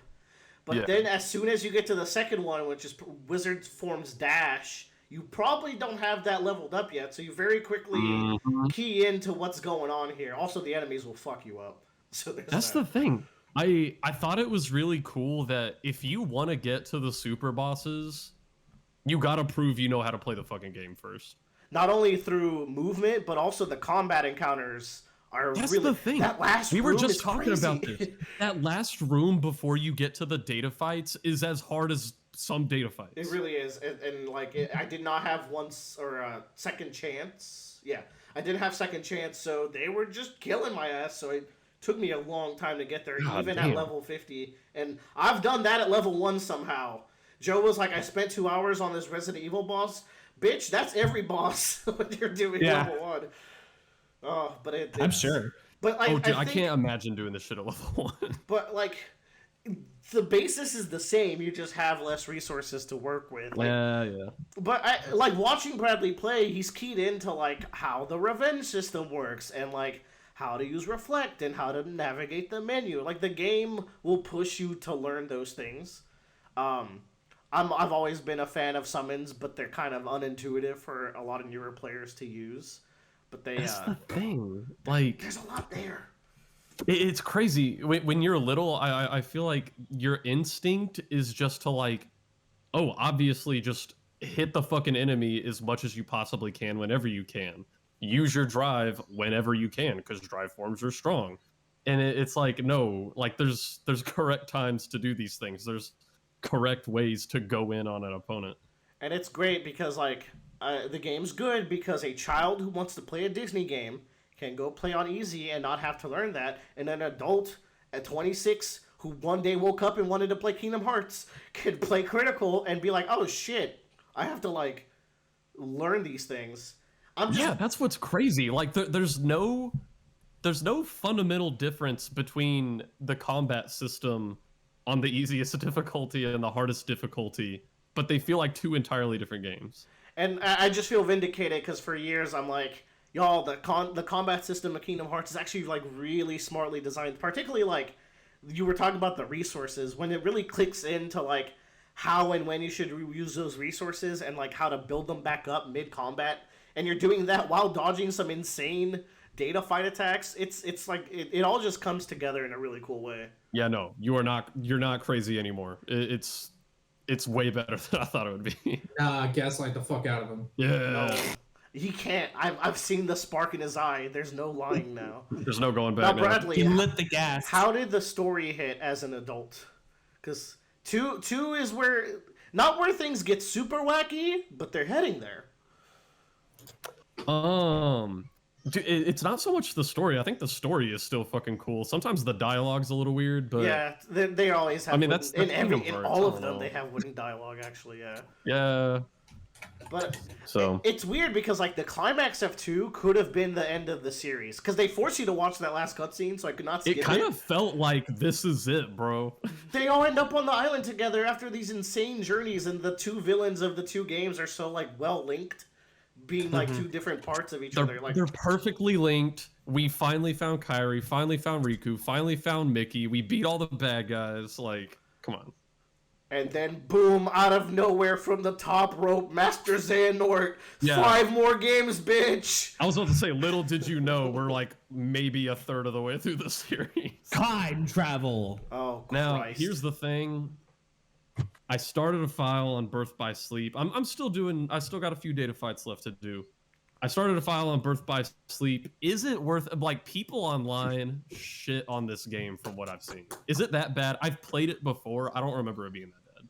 Okay, so Birth by Sleep has a significant step down in combat from 2, but I wouldn't say it's necessarily worse than 1. There's an argument to be made for which one's better there. You'll remember that it has the command deck, right? You set up those commands. Yeah, like that's something. What's kind of engaging about that game is leveling up those commands and unlocking them all. That's like an addicting project to do mid game, and leveling up those forms that you go into. I forget. I think the forms dependent on whatever magic you were using or like whatever kinds of attacks. I think you can level those up too, and that changes your base finisher. That's pretty addicting and fun. Problem is, the game doesn't have the revenge system value. So what'll happen is you'll be hitting enemies, and they will just kind of like, even when they were vulnerable, because in Cage 2, if someone's vulnerable, it's your turn until you push too far. In Birth by Sleep, it'll be a thing where you just don't know when they're going to strike you back. So you kind of have to start spamming some magic, and it all kind of starts falling apart. Not only that, your base combo feels bad, and your movements are really floaty. However, some people still love the game. I think you'll still like it, but now that you know what's good about 2, I think you'll be able to see some of the things I see in Birth by Sleep that I don't like. The base combo has to feel good, because here's the thing. I feel like the first 5 or 6 hours of Kingdom Hearts 1, you just have the 3-hit combo, but it feels fucking good. And then in 2, guard break into explosion is sex tier feedback. It feels Explosion so good. is like the most satisfying move ever. I was so bummed when explosion wasn't in Sora's moveset, but his down smash is vicinity break. Or no, what's that other one? The one where you launch people by stabbing the keyblade in the ground. Oh god, I know what you're talking about, but I don't know the name. Just the square. That is his down smash, so that always makes me smile. Here's what's also crazy. I've always been the kind of guy where I'm like, I just want the keyblade with the highest fucking strength value, okay? Nah. But I didn't realize how much of a difference these things fucking make. Like, for example, what's the combo finisher one? Decisive Pumpkin, the GOAT. Decisive Pumpkin, swapping from another keyblade to that made Explosion go from doing like 60% of a health bar to doing like over a health bar. It's nuts. The scaling is crazy. There's also like if it's a magic based fight, boom, slap in that Ultima weapon. Oh yeah. And like throughout the journey though, you will use like all the Keyblades have like a moment where I think they're useful. Yeah. So that's really nice. However, Birth by Sleep goes back to you just upgrade to the better one. There's no side stats in Keyblades. And okay, the reason why you might see people hate on Birth by Sleep a lot is the super bosses are so fucking bad. Are they that bad? They are not challenging fun. They're not challenging in a fun way. They are bullshit.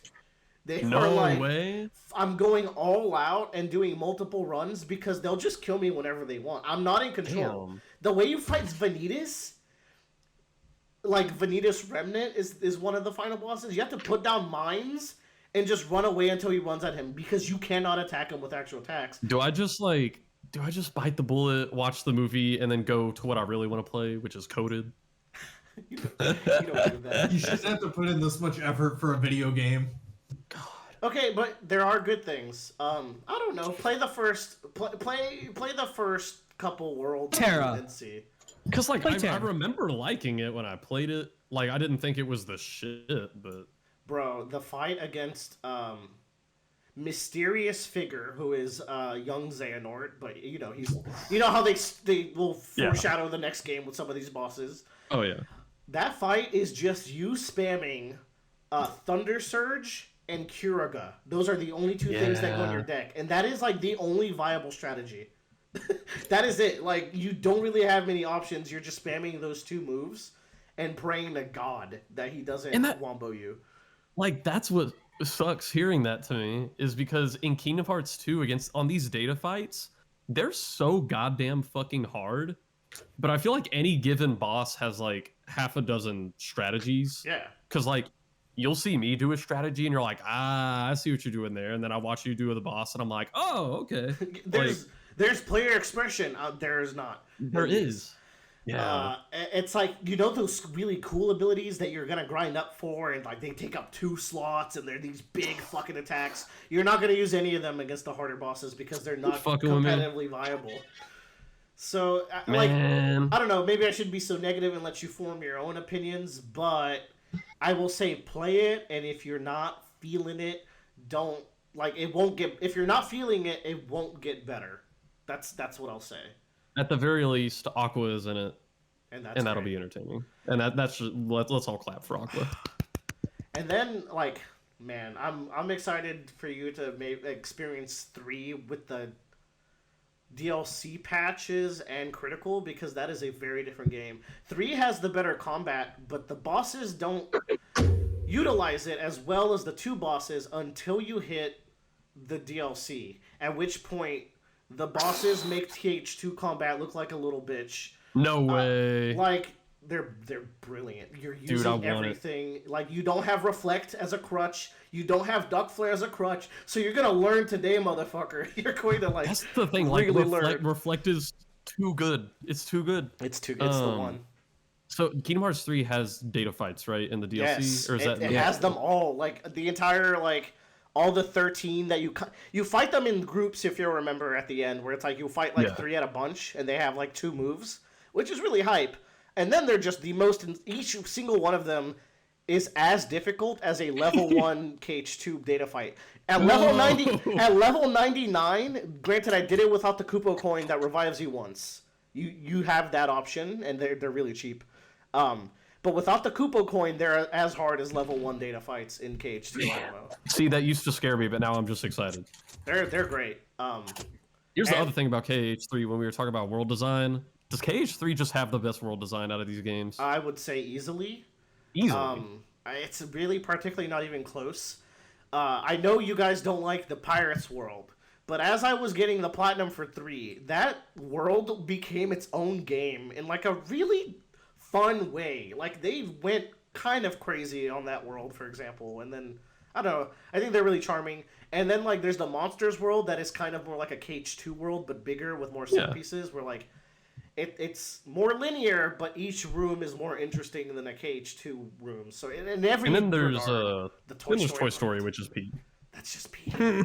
Minus how strong those fucking mechs are. They will wreck your shit. Okay, y'all. That's the podcast. I do have a question for you today. Oh shit! Yeah. I watched Attack on Titan Season 4, Part 3, and Part 1 of the final part of Parts. I can't believe they're doing it like that. Oh, God. Now, to be fair, the content they're animating is insane. Like, I would not wish this upon my least favorite animation studio, because it is difficult to do what they're doing. It took them like a year and a half to make 2 episodes. They made an hour special where they had to animate a bunch of shit. Relax. Yeah. Did you watch it? Not yet, but I've seen clips. All right. I will watch it when it's all done. It took them this long to make it? I will watch it when it's done. Look, Mappa is not Studio Wit. They're not him. You know, they're not built like this.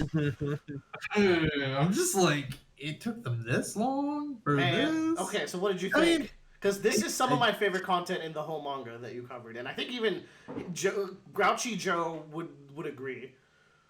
Yes, I think. I don't think they're at your favorite part yet. No, they are. Sorry, they 100% Tyler, are. but this was it. This was the peak. That's the peak. That's the peak. I'm sorry, Tyler. Yeah. You know how we kept saying like it'll come. It's the time is now. We've reached. It's gone. It's gone. Now, are you sure?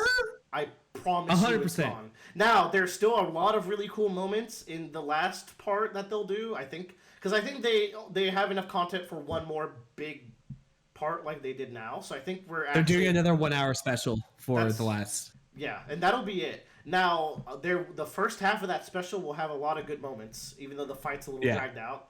I don't know. The fight was pretty dragged out, in my opinion. I like the fight at the end. It's just quite literally that last chapter. And then what about that was peak? Watching the rumbling, Aaron's mindset, the Hanji scene, the hype, but with the airplane as they jump out at the end. That's like awesome as fuck. Yeah, but that's literally less than 5 minutes. Oh, you did not like the Aaron content? Because that's like him at his best. Yeah. No, that was really predictable. I was like, yeah, this is what's gonna happen. I mean, what do you mean? Of course that's what's gonna happen because that's what's actively happening. It's the act of seeing it. It's the act of seeing it and seeing Aaron's mindset as it happens that I think is why me and Joe really like that part. Yeah. I guess, I don't know. I was just watching, like, as soon as the special started, I got back into the Attack on Titan mindset. You know, you don't watch it for a year and a half, so you gotta settle back into it.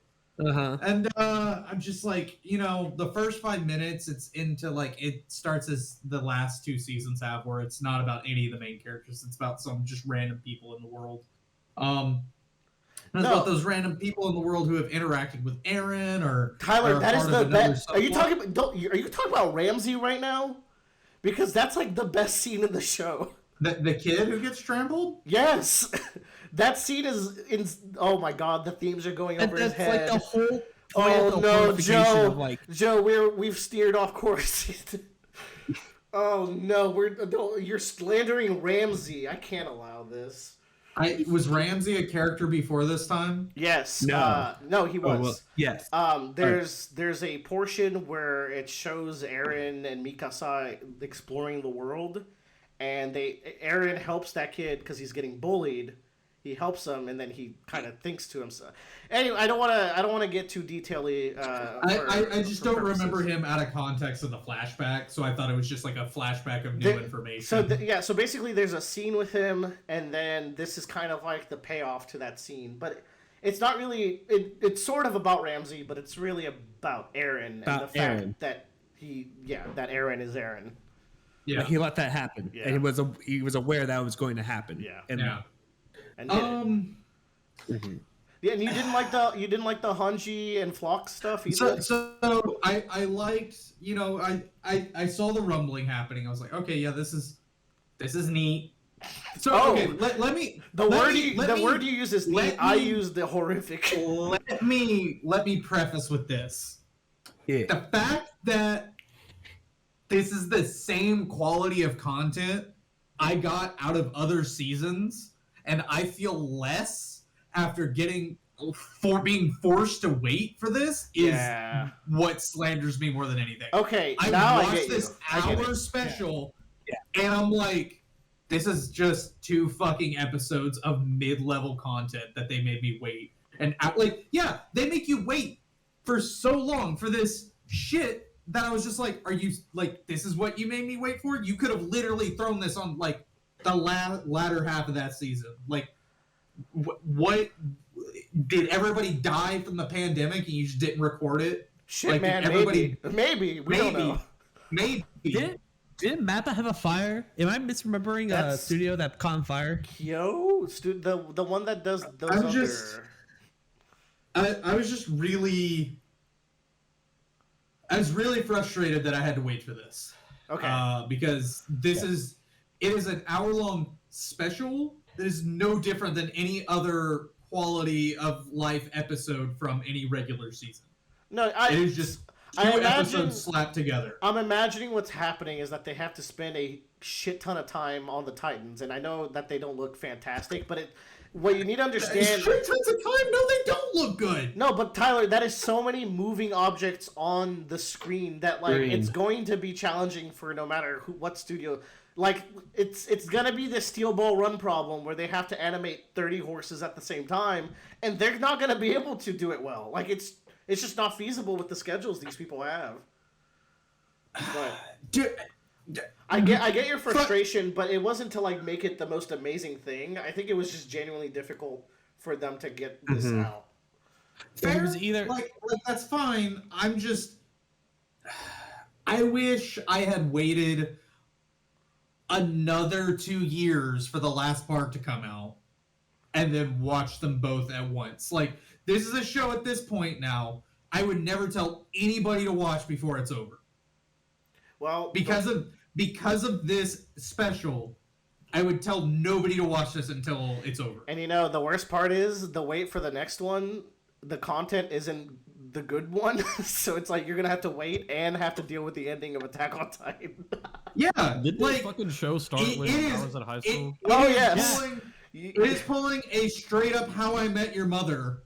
Like, oh, here's been the she died. Like, what? Okay, but when the show's done and Bradley binges that whole final season, his opinion will be the only one that matters in the entire podcast. Oh no! He will get the only and you can hate it or love it, but you're the only person here who will have the definitive version of that final stretch. The final mix. Oh my god! You are our final mix. The Hanji moment was great. Okay. The Flock moment is great. I do enjoy Aaron's internal dialogue. Big school shooter vibes. Like, yes. Oh yeah. Now, Tyler, like, you're missing a little Aaron bit. Is just a school shooter. There's a bit of context where, like, at the end of each volume, Hisayama would do like a little chapter of Aaron and gang at school, and me and Joe had some wild theories stemming from that. But you know, that's an entire anime, right? No, it's not the cutesy style. It's not that content at all. It's like, okay, no need to get into it, but it's more serious. Yeah. Okay. But like it was just, but I think the theory that me and Willow came up with was way better than what showed up at the end there. Man, that theory was hot. I don't know. Yeah, that theory was great. The last 20 minutes are with the airplane. The last 15 minutes are with the airplane. Yeah, and it's hype. We're doing it. We're doing the thing, and it's cool. Mm-hmm. It's just fucking talking the other 45 minutes. Yeah. Oh, 45 minutes of talking? Yeah? Those rumbling scenes had a lot of dialogue. I don't know. To me, that is the most impactful chapter and probably episode. I haven't seen it, but I've seen horrifying stills from it. To me, that is what the entire story had been building up to, was that episode that you just watched. Bradley, do earmuffs. We're about to get into spoilers. Let's give him me and Joe do have to go soon, so we're going to do 4 minutes max. No, not even 2 minutes of spoilers. Okay. Yeah.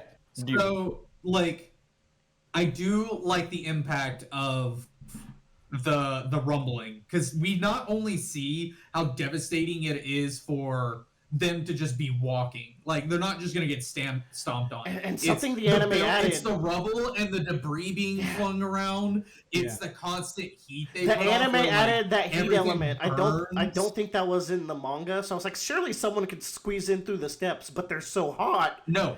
Just scorch over. If they survive, if they miss, they're going to get suffocated or burned to death. Like, it is a walking hell.